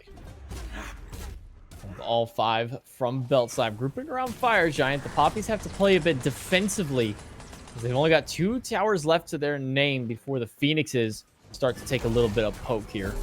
Chekio on the Merlin this time around. We haven't really talked too much about him, but he's been putting in a lot of just subtle poke damage. You can see he's #1 on his team in damage, 8,400 on the Merlin, but that's just because so much action has been happening into this mid lane. But instead, the mid-tier 1 has still stood the test of time. 21 minutes in. Julio misses the respawn timer on that objective. Doesn't even hit it with fire. Full Fury, the Primal Fury, is going to be going down here for Beltslap. I have to worry a few other Puppies, because that means 7% extra bonus damage on to the Fire Giant. That's going to be, they're going to be able to do it a lot quicker. That 7% is so huge. People don't even really ever kind of mentally factor in how much 7% extra damage and damage reduction is, especially once you start getting to the enhanced fire giant stage, and it naturally deals more damage but takes less. So when you can reduce both of those measurements onto it with just that one objective, then you can stack that up to 3 times, up to 21% if you can get multiple Primal Furies. And it looks like another one is going to be spawning up here. But they're more worried about the Fire Giant, or trying to bait somebody in from this Fire Giant. It looks like Draco Marino may have been the one to take that bait. Creed into the back. In the sky is Marcus looking for somebody, but Johnny's already blinked past where he was planning on landing, and Shekyo left all alone. Good wall is going to save him for the time being, but not before Johnny just jumps into the tower and finishes the job. Trixtank finds Creed up into the Descended Madness form. Is Julio just chasing out the rest of them, but that leaves open the Fire Giant for Belt Slap. And it's just gone from bad to worse for the Papis. They usually come back and win one fight. If it was really one fight to win, it would be that one. But now Beltslap find themselves over that magical 10,000 gold mark. They get themselves the Fire Giant as well. And that entire fight, we didn't see what he wants because he was over on the left-hand side split push. He doesn't even get a tier 1 for it. You see Arkel's positioning just again, it's been really, really strong. Puts himself in a good position to get some nice follow damage onto everybody, and he doesn't put himself in a position of danger. It's been a textbook standout ADC performance here from Arkel. If you do want to say, I want to be an ADC player, how do I play it? How do I go about playing it at a top level? This is the game to watch. This is a set to watch from Arkel. And that just comes from his professional experience in the SPL, where he's had to go against the top ADCs in the world. And Zeros, unfortunately, gets the worst end of that as Warchi finds a beautiful snipe in the back, but Arkel managed to get Shekyo. And after the ult is dropped from Johnny, he helps to pick up a second kill for Arkel. 2 on the board for the carry, looking for another. The shell is slowing them down for just a little bit, but Johnny manages to find the third. Airstrike out of Arkel, looking for the 4th kill. Johnny will pick up a double of his own. With the Phoenix exposed and only one person left standing, it's looking like it could be game number 1 here. Right side bird goes down with all 5 left alive, and Creed, who can't even go back to his fountain because Johnny is just bullying him away from it. Game number 2 goes to Belt Slap. And we're going to find ourselves with a best of 3 going the full distance. I don't think we expected anything less. Game 1 was a great comeback potential for the Puppies. Game 2, Belt Slap took the game from start to finish, and it wasn't, at times it didn't even feel close from the Papis. They got to come up with something different because, as you pointed out, the second they didn't have the cube, but the second they didn't have the all run, it was clean here from Belt Slap. And not just that, Johnny decided to kick it into Johnny gear and pick a god that he is extremely comfortable on. Like I said, the Achilles just never felt like a Johnny pick. It felt like it was a response to Khepri, and that was it. This was a Johnny wants to feel himself this game, and so he's going to pick something that can just steamroll as fast as possible with it and play lights out on this Bakasura. 5-3-7, 5-0-5 on Arkel with this Jingwei as well. Great gameplay out of him. Yeah, so far 2 good games from Arkel as have left the Papis scratching their heads about how do we change our strategy, because it was obvious from game 1 that the strategy was let's put Warchi in a position to get ahead. Game 2 sort of felt the same with the amount of ganks that Marcus had over there, but Arkel survived and did plenty of work. I mean, even coming out as top damage, I thought Johnny would have been, but only sitting at 9,500.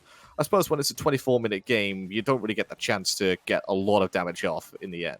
And to be fair, Johnny was only ever on one person at a time. It's not like he was able to drop it out in the middle of a team fight. It was, oh, you're all alone, die. Oh, you're all alone, dead. I mean, that's just all it was for Johnny that game, was start to finish, clean up kills onto single target people. So getting that 9,000 damage, yeah, but more importantly than that, I mean, we don't talk about gold per minute very often. It's a very overlooked stat, but nearly 700 gold per minute for Johnny. That is a farming machine. And it's not like he was just solely focused on farm. He ganked a fair bit as well. I mean, the 9,500 damage, took a lot of damage as well, did fair bit of structure damage, 13 wards, second highest in the game, but joint second highest in the game. Trixtank 2 ahead. And the only joint people are Chekio and Draco Marino on the side of the Papis, and just an all-round clinic here from Johnny, backed up by Arkel and Trixtank. Hollywood Zeros didn't really have to do much that game, but they still did plenty. I mean, if we're looking into game number 3 for the drafts here, I'm still banning away some of the comfort picks from the Papis. Don't let them have the Cupid again, because Warchi, while he looked good on the ROM, he just didn't have the same level of impact. And most importantly, if I'm Papis, I'm looking to take the comfort away from Johnny. It's hard to ban Johnny, but after a game like that, I don't know if you can let Bakasura go back through.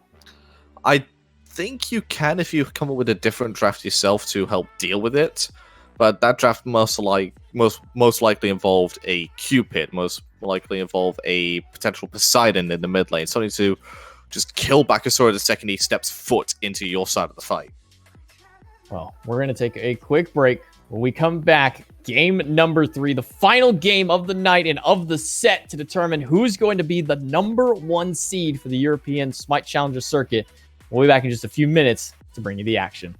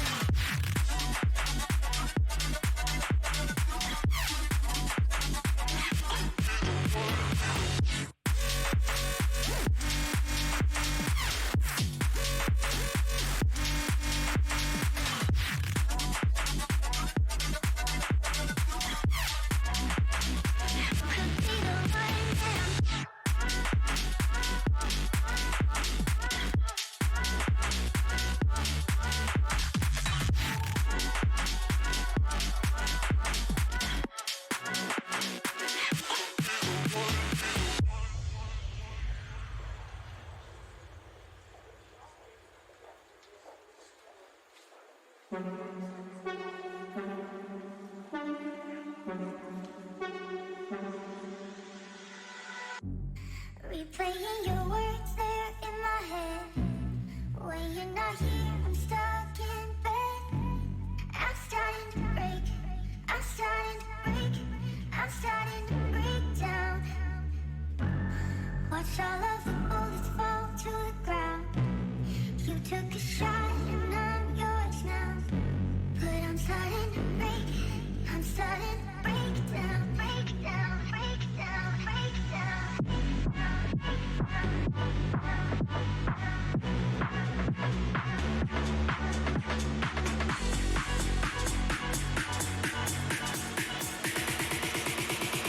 Could be the one now.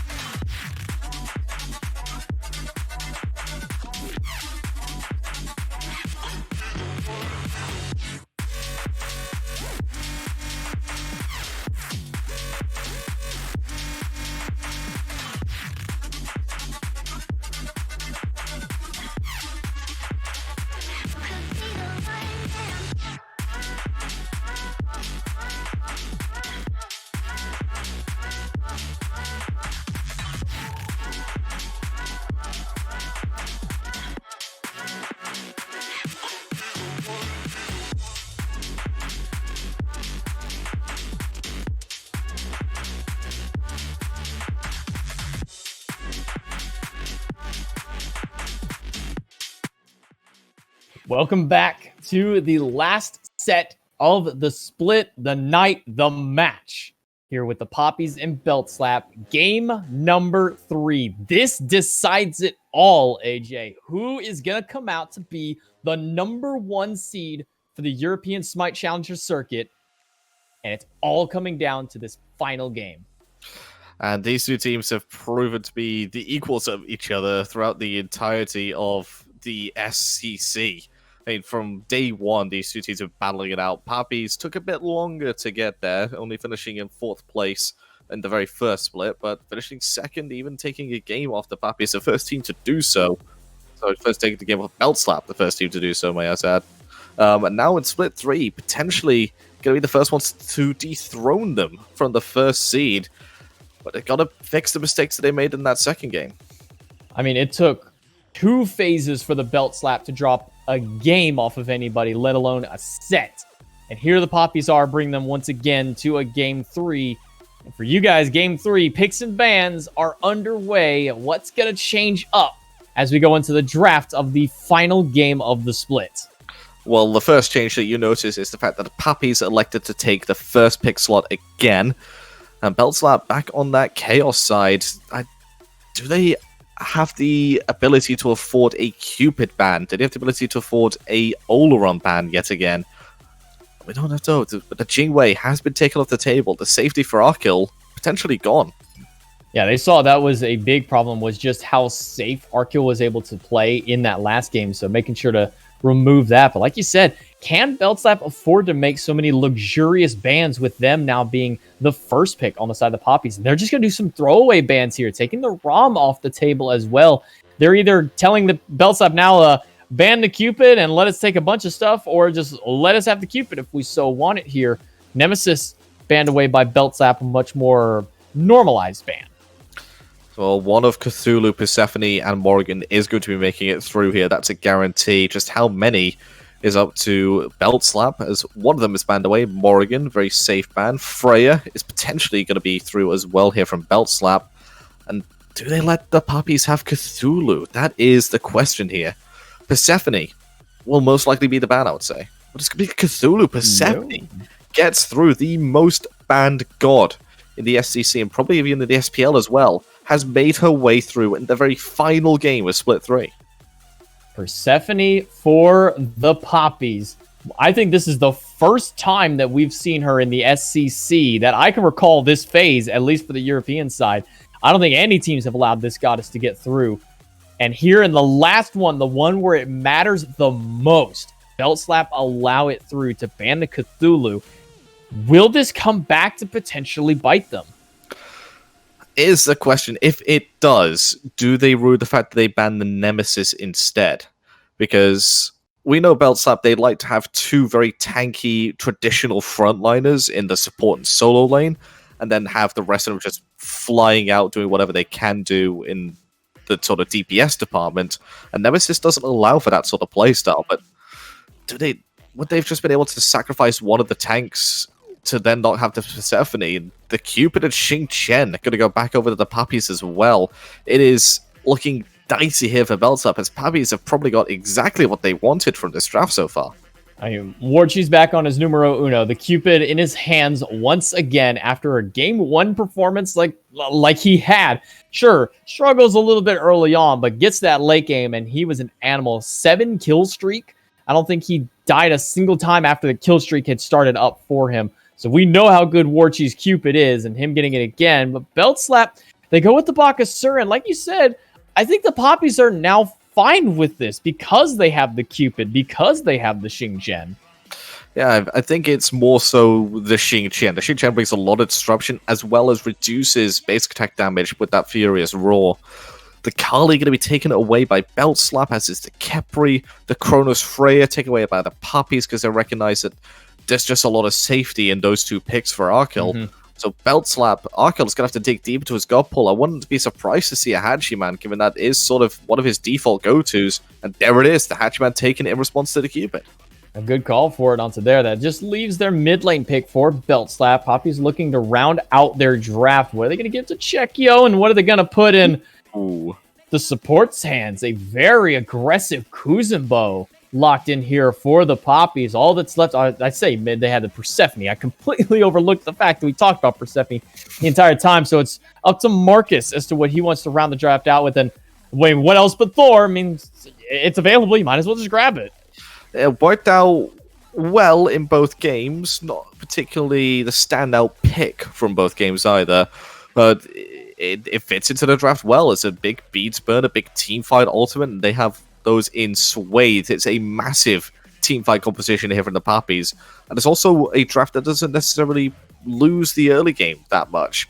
But once again, Zeros is going to reprise his Thoth for the 3rd game running.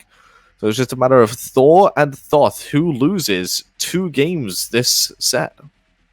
Well, it's time for us to find out. The wait is no more. Game number 3 between the Papis and Beltslap. The winner of this, the number 1 seed for the European SMITE Challenger Circuit, phase number 3. We take it straight here in the game. Warchi back on his Cupid. Marcus on Thor once again. But Johnny and Zero's coupling back up with their Bakasura Thoth that led them so much in game number 2. I think the big talking point, though, has to be, how does Chekio do on this Persephone, a goddess that's banned over so much, not only in competitive play, but in scrims as well. Barely anybody gets a look in at this goddess. You pretty much have to play her in ranked, and even then she doesn't get picked up a lot, so you're forced into casuals. And you don't really get the practice in casuals, so just how effective will this goddess be in the hands of the Papis mid laner? Well, that is the big question for him. We've seen this goddess banned game after game, set after set. It feels like we never get to see them, and Trixtank doesn't get to see a health bar. All 6 minions coming in big with that one sumo slam. And that is the erased health bar of Trixtank for first blood on Warchi. Yeah, this is why Kuzumbo is not really favored to face against us in the support role, because he just does that. He deletes half your health, and then you're up against a Cupid as well, who does a lot of damage in the heart bomb. He didn't even hit the heart bomb onto Trixtank. He just hit a minion to insta-stun him. And he was just dead. There was nothing you could do, or just gobsmacked by it. And this is why you get Sumo Slam, level 1, and I mean, Zeros didn't even get hit by the Sumo Slam. He already had the beads. Marcus with the second kill, and the Papis are done playing around. They've said, you know what? Game 2, no big deal. Let's just throw that out the window. We're all here for a brand new start as they get 2 quick kills on the board.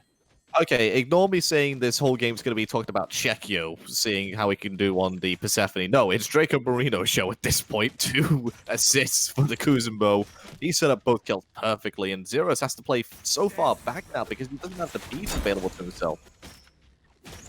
Draco gonna take a little bit of poke between the minions and from Trixtank and Arkill teaming up for it. Heart Bomb stuns them both out. Nothing much for it. Just a little bit of style onto it. Heavenly Banner dropped to put a little bit of poke onto Warchi, but with those hearts able to sustain up his support, make sure they continue fighting in this duo lane. As you can see, this is one of the issues that Cupid does have, as we have talked about a few times. Clear isn't exactly a luxury afforded to him. He does have good AoE damage with the Heart Bomb, but it's nothing like a Heavenly Banner. Warchi's people are going to be forced. Trixtank going to be stuck with a stun.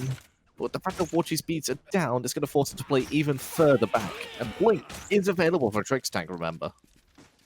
He could look to play that, so Warchi's going to have to sit pretty far back inside the minions. Draco Marino's also been taking a lot of poke, so having to use up a lot of those hearts. But the one benefit to Warchi is that as long as he's throwing hearts out for his support, he's going to be tapped up on that mana bar. It's one of the nice changes that Cupid did receive when he had his mini rework way back when, is that picking up hearts will now grant him mana return. He's going to just get the stun off there onto pretty much all of the minions. Help buff should be where they're looking at next, and they've got to clear that quickly because Trixtank and Arkill could look to aggress onto them here. Arkill's level 5 going straight up. I know who his target is. It's the boy without beads in the mid lane. Well, unfortunately, the boy without the beads is under the tower, so nothing more to be gained from that venture on Marcus. Just a satellite, more than anything else. Chekio will clear out the mid wave and help Marcus team up to take down the mid Harpy, and he'll go back to base to pick up his boots. Yeah, it just depends on which boots he's looking to pick up. Is it the power or the cooldown boots? It's going to be the power boots. And I like this decision a lot. Persephone doesn't necessarily need the cooldown to be effective. The seeds are on quite a short cooldown themselves. And they just get loads of extra power for it. A bit more sustain as well with that magical lifesteal. You get sustain anyway from popping out your seeds. But it's always nice to have a bit more. That little extra bang for your buck is so important on a Persephone because it is residual poke damage throughout. And the harder that your poke damage hits, the better for it. You're not really going to be seeing their spamming abilities left and right in the middle of a team fight. It's here's a flower there, there's a flower over here for you. It's all setup damage, and when you have your setup damage hit much harder than just spamming out ones left and right that hit for 200, just hit one that hits for 350 or 400. Exactly, and Draco Marino now hits level 5, still has access to the Blink, as does Trix Tank. 1 stack away is Trix Tank from finishing up that Guardian's Blessing, 10 stacks away is Draco Marino. Zero's does gracefully juke out the plant. Trix Tank eats half of his health and damage, though. Eats a ton of it more there, thanks to Chekio, and forced to dash away defensively as the Crocodile. 4 more stacks needed for Draco Marino. Marcus still just farming up as best as he can, waiting on that cooldown for the Emerald of Dawn to come back up. Should be coming up shortly. And then once he does, he may be looking for another gank yet again in the mid lane. And this is why you see Persephone banned out so often. It's just, how do you deal with this kind of level of aggression with just Harvest? She doesn't even have to do a whole lot. She just throws it down and then waits a few seconds, and now you got a big burst of damage. And as that damage gets higher and higher with the items you build up, ults for ult in the dual lane, nothing more beyond there. But I mean, once you start getting that power up for Chekio, just flowers just do so much for basically no real need to even really pay attention to it for him. He just throws them out there. Yeah, and a bit of an odd pathing there from Marcus, though. I thought he was going to be looking for a gank onto Arkell. Saw that Arkell was going back towards his purple buff. He's still around in the area. Hasn't been activated the Ample of Dawn just yet because, well, they don't see Arkell in lane, but he's at his purple buff. Zero's just holding the zone into the mid lane. That's really all you could ask for a Thoth against the Persephone, is just hold your own, get your farm. As you can already see, the garden is being set up, and Zeros is staring down the barrel of every single one of these plants, and he's doing a good job of juking them out, even though they did get that movement speed buff to where they're, what, like 550 or 600 movement speed. Still understands how to be able to juke those out, and that's the most important factor fighting against Persephone. Hey, once you know that you can literally just run at them and continue holding W key, and once they stop, you know you can pretty much juke them every single time, to the left and to the right as well. Sometimes they will still hit you if you're trying to juke to the left and right if you do it a bit too early. And seasoned and veteran mid laners, ones that have played against the Persephone enough, will know exactly where to stand to juke it. But it does stop you from clearing yourself most of the time. It's something that you have to mentally tell yourself, okay, Flower's coming, stop hitting things. Flower's coming, don't throw a basic attack, because that's going to hinder my movement right away. So it does play into that mental game more than anything else. And I know that we're talking a lot about Persephone, but for those out there, Persephone's not picked up very often for how much she's been banned. The top banned god in almost all levels of play. And we're going to potentially see a reason for it. One of the biggest reasons is because of her passive. If you have 25 seeds harvested before you get killed, you have the opportunity to revive yourself for 8 seconds. You do reduced damage on it, and I believe you do have reduced movement speed as well these days. But you get all your mana back. You're able to use all your abilities, including your ultimate, for those 8 seconds. And that's the big one. The whole, oh man, I die with my ultimate up as a mid laner. Doesn't matter with Persephone. If you can get that revive, well, now you can use that ult. And even though it's going to do less damage, the damage isn't the big thing with it. And unfortunately, Marcus is taking a lot of damage. He uses the B. He's able to get out of there for the time. And Draco Marino playing the wall for the team will make sure that he can't go any further. Johnny jumps over the damage out of Chekio, unable to land that onto him. But, I mean, that's the big thing with Persephone is the ultimate, I feel. Yeah, the Persephone ultimate, that's Divine Cage, as I like to call it, the mage version of the Odin Cage. It traps you in, 5 basic attacks, and then you're free. But it also tethers and cripples anybody that is tethered by it in that small area around it, which is huge and detrimental to so many of Beltharp's composition.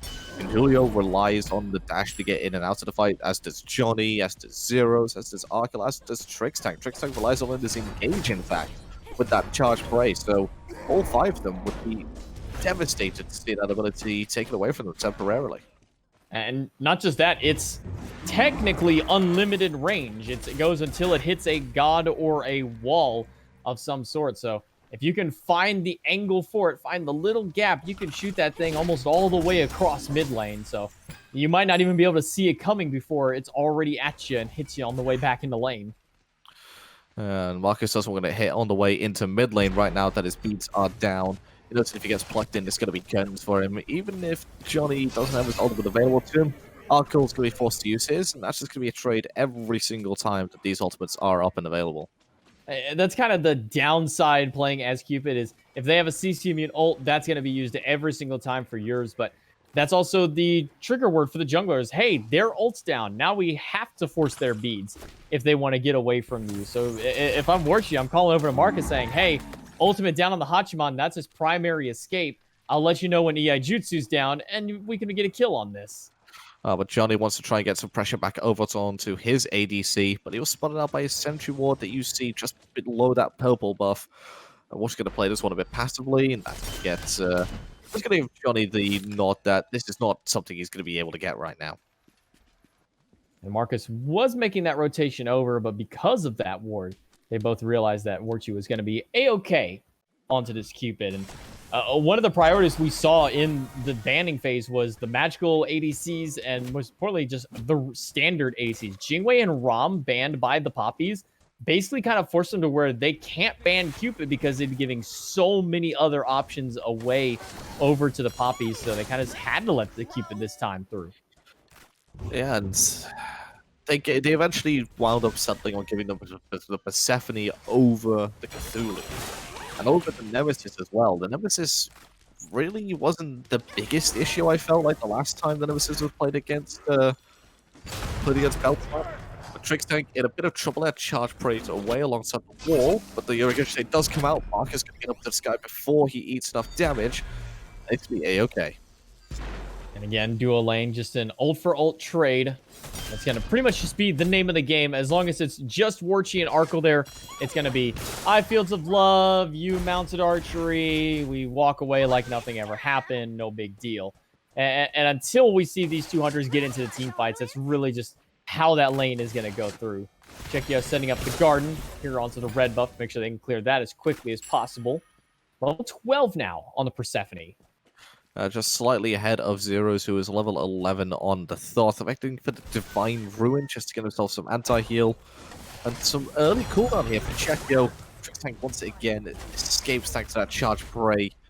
After those first 2 kills, Papis did find themselves. Belt Slapper clawed their way back into this game and actually made it exactly even. It's going to be the Chronos Pendant picked up by Chekio for a lot of early cooldown, 20% plus the passive onto it. I mean, is this the item that you go into right away as the Persephone after your boots? For the most part, you can go into either just raw damage, or you can go into a bit more ability spam, which is what Chekio's gone into. I'm more partial myself to the big damage numbers, you know, going into the Soul Gem with Soul Reaver, going into an early Hootie. I love doing early Hootie rushes, but I know it's not the most efficient build. It's just fun to see the fact that you swing so much early game. I mean, it's the old last mentality. I mean, I could buy this Chronos Pendant, but I've got enough money for a Rod of Tahuti. I mean, I might as well just buy it while I'm here. Yeah, exactly. Who cares about getting a bit more CDO? Who cares about 100 power? We could have 160 power. Plus 25% extra when they're below 50% health. Oh, Zeros eats a lot of damage. Now, see, if you had a Rod of Tahuti there, Zeros avoided the last one after he got hit to 50%, but that would have done even more damage to him if he got hit by that one. Exodus probably potentially would have killed him with 160 magic power on the board, but now Chekio looking towards what I imagine will be Spear of the Magus. Not really a need, I would imagine, for a Divine Ruin this early, though they could still look into it. At some point, they may want to consider getting a Divine Ruin, but it's not entirely necessarily against the composition that they find themselves against. It's nothing like a Shark in the Soul Lane. It's nothing like a All-One Spray ADC. Arkle forces the Mounted Archery once again. And like you said, it's just going to be continuously happening that way and one another. But it's also good for Warchi to consistently pop this Mounted Archery, because if Arkle does have it available, that means he has the opportunity to get some ganks off himself. He's going to have his dash interrupted. Draco Marino puts himself on the board. He's thoroughly deserved it after putting the rest of his team on the board for the first 2 kills. Yeah, a little early to try that EI Jutsu when you still have a spinning watery grave out of Draco Marino. Going for the Gold Fury, even though Vision's in control of Belt Slap, so they know this is going on, and they should know at least at this point. Johnny and Trickstank onto the backside, Gold Fury down to half, but with Zeros channeling that ultimate, they're going to back away from it. Trickstank gets hit by a little bit of poke here from Warchi, and Zeros returns some fire onto Marcus. The Gold Fury picked up but immediately leashed out. Papis just doing a little bit of a field check onto it. Checkio stuck in the middle of the ult. He's going to get one big onto Johnny, and that's going to get his beats down. So that's a big trade out there for that mid laner. Yeah, it's a big play there from Johnny. Puts Checkio down in the ground. He eventually gets all over. Creed gets soloed by Julio. Wow, that's a talking point, if anything. Well, Julio's going to walk back through the tower, and I love the rotation out of Johnny to make sure that Marcus can't just make a dive onto Julio afterwards. Draco Marino going to shove Trick's tank through and pop those shell spikes. Ultimate out of the Hunter before she makes his rotation through, but lurking in the water is going to force Vorchi to use his dash, go back to the safety of his tier 1 tower.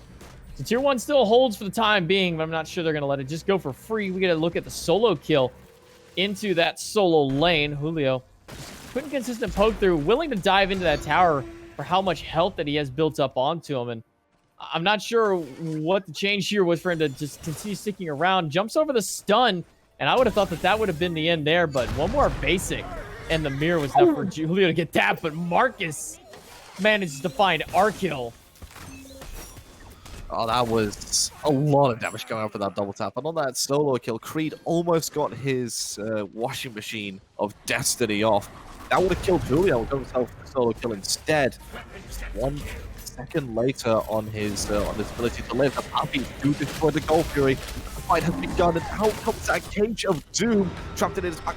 Zero's gonna be just chased down by Creed, chased down by Marcus as well. Julio picks himself up a double kill because the rest of the team is just too busy killing up the backliners. And I don't think Checkio's making it out of here as Julio picks up a big triple kill on the solo laner. Blink through by Johnny. Good wall out of Marcus, but Johnny's got that haste and katana. Good hook slam out of the solo laner, but Julio's going to continue the chase. Gets the unofficial quadra kill out of the solo Alma. That's the rotational power you need out of your solo lane. That is big rotations. That is a big Frostbound hammer coming out from Julio.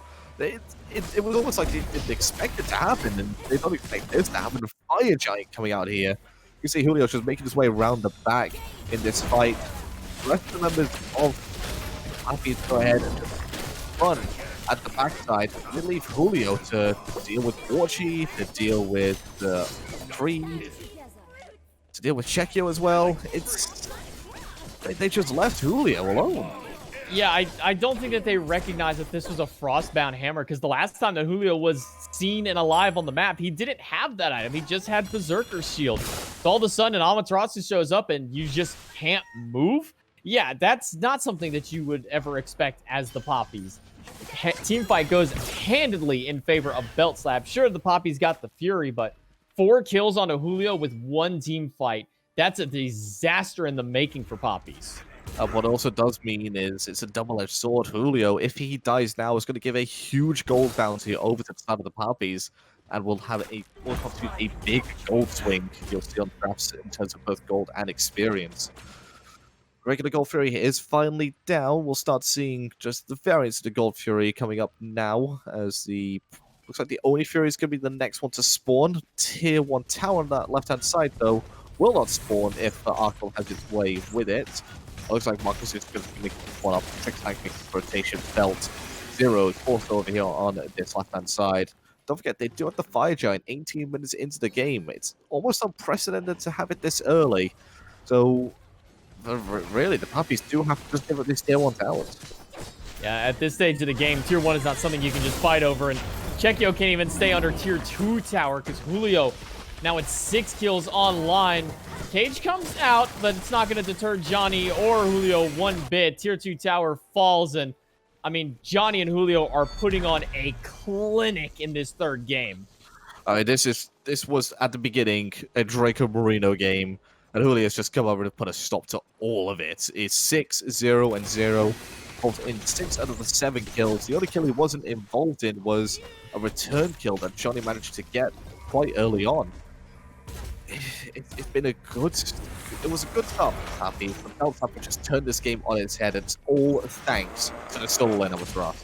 I mean, Julio didn't hear his name enough in games 1 and 2, so he decided he's got to come out big in game number 3. 7 kills for him in a row. Unstoppable on the solo laner, and still looking for more. Creed gonna use the leap away, but Julio pushing forward. The left side Phoenix is down. Mid at about 3/4 health with another wave coming in quickly. I'm not sure that the Papis can really defend against this one. They've got only 3 players left alive, and Julio is at the forefront of it all. Mid Phoenix down, and the Belt Slap team will finally back away. They still have 1 minute and 10 seconds left in this fire giant. They're going to go right back into lane on this right-hand side and look to get this tower as well. I wonder how much gold they have in hand at this point. It's got to be like 2,500 each. You see, yeah, 2,500 over for the carries. Tanks, less than that. 3,200 gold in hand for Arkell. He can buy any item that he wants at this rate. He can go back and buy a full Deathbringer if he wanted to, but I doubt he's going to go straight into that one. Does have still his short bow to build up here, which I imagine will go into the Atalanta's bow for him. Waiting for that Pyromancer to, yeah, you know what, just get a little bit more gold in hand. Why not? Let's just add a little bit more to it.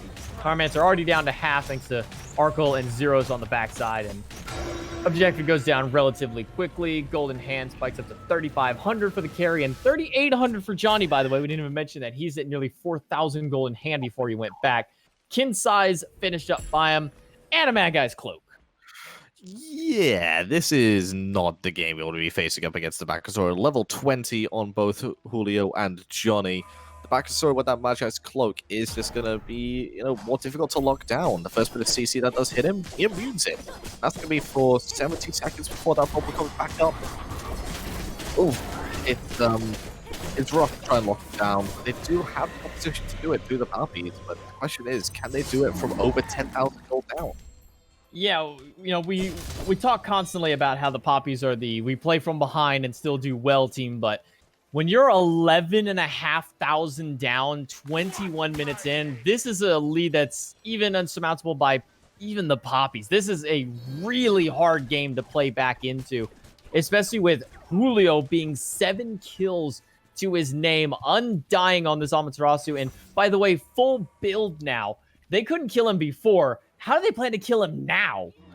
They just have to hope that eventually the rest of the build comes online for Warchi, the rest of the build comes online for Chekio. Bear in mind, Warchi's gone into his he's gone into the crit build that he did last time he got the Cupid. He's still got to deal with the raw health that Julio has built.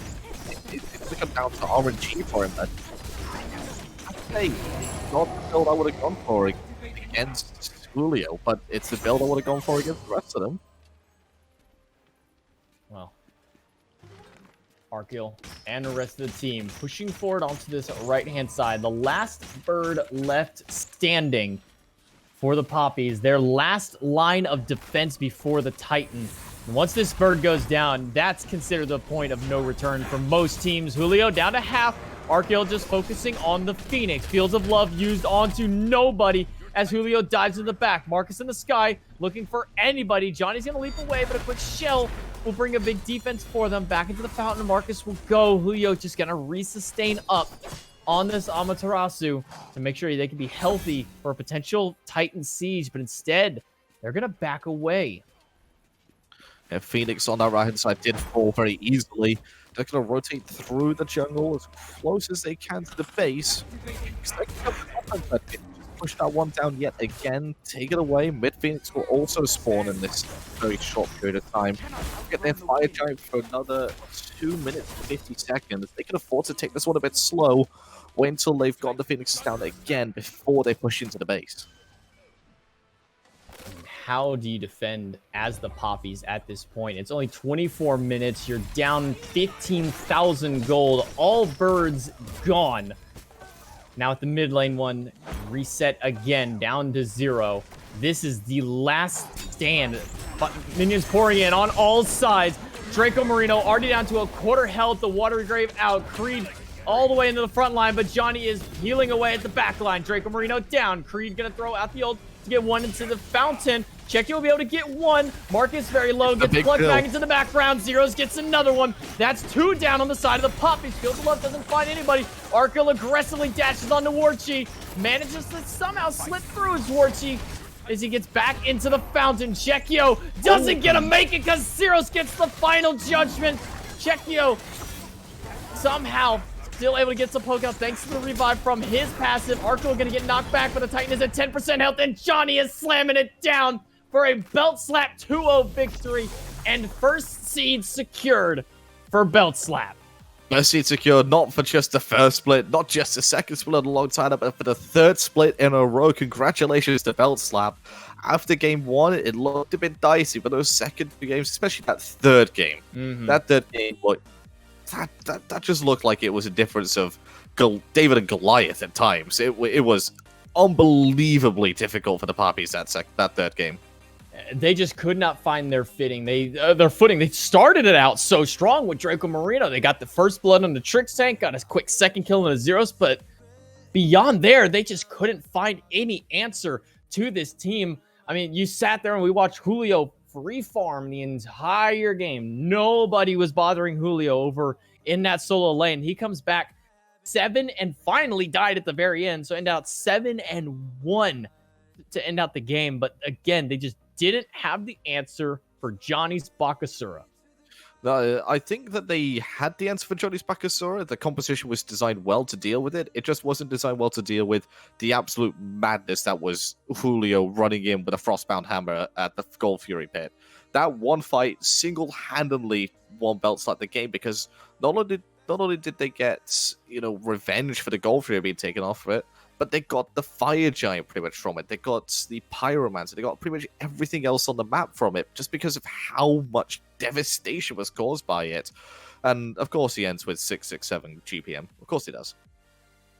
Julio number 1 on this Amaterasu finished 7-1 for the final game. And, I mean, we've seen some pretty handed victories before, some pretty one-sided victories, but this might be one of the first times we've seen the Papis in 2 splits just kind of get handed to in these last 2 games. Now, game number 1 started out Belt Slap and then went towards the Papis with their team fight. But these last 2 games, Belt Slap, they kicked it into a gear I haven't seen from them before, especially against a team like the Papis. No, this is not only a frightening experience of their power if you're playing in the SOC or even the SCC, but also if you're playing in the SPL, because like we did say at the beginning of the broadcast, one of these 2 teams most likely will be going up into sort of a whatever hi-rez decide will be a gauntlet run for Worlds, as they traditionally do for the SCC teams. They like their Cinderella stories, and, well, stay with an intent like that, it's got to have the bottom end of the SPL shaking. I mean, with a name like Johnny onto the spot with that one, you also have, obviously, Trix Tank, Arkle, and Zeros, all former SPL players as well. Johnny has had his moments at the lower end of SPL through old school relegations and whatnot, but and then even Julio has had his opportunities to shine the sun for low-end SPL onto it. But these are 5 powerful players coming out of SCC, and they can give some of these SPL teams a run for their money. EU United and Obey are definitely going to have some struggles to go up against this EU team in any kind of gauntlet phase. Yeah, and it's just up to Belt Slap whether they can continue this run of form into those potential relegations. But they find themselves the first seed going into the Split 3 Grand Finals. Well, the Papis, they're going to have to be facing off against the Snake Pit on that 2nd and 3rd seed matchup. The Papis, they come close yet again. Just come up 2nd once more. Again, it's something they're going to have to look back onto these games and see what went wrong and how they can adjust from it. Because every time that they lose 2 belts up, they come back stronger and stronger every time. But then it's kind of the reverse, where when Belt Slap loses, they find another gear. This time they found their whatever you want to call it, their Ultra Instinct mode for Goku. I mean, what's going to be the next stage that they go up beyond here if Papis manage to get a win on them during the next playoff phase or the next set that they have for them? We'll have to wait and see onto that one. But for the third phase in a row, Belt Slap are your number 1 seed. Papis will once again sit at number 2. And that's going to do it for us here on the European SMITE Challenger Circle. We'll be back tomorrow night with the North American side with Blazing Lermy on the mics for Jithan's on camera once again. I'm in J Mac Tucker and Alpha Jackal. You have a great night.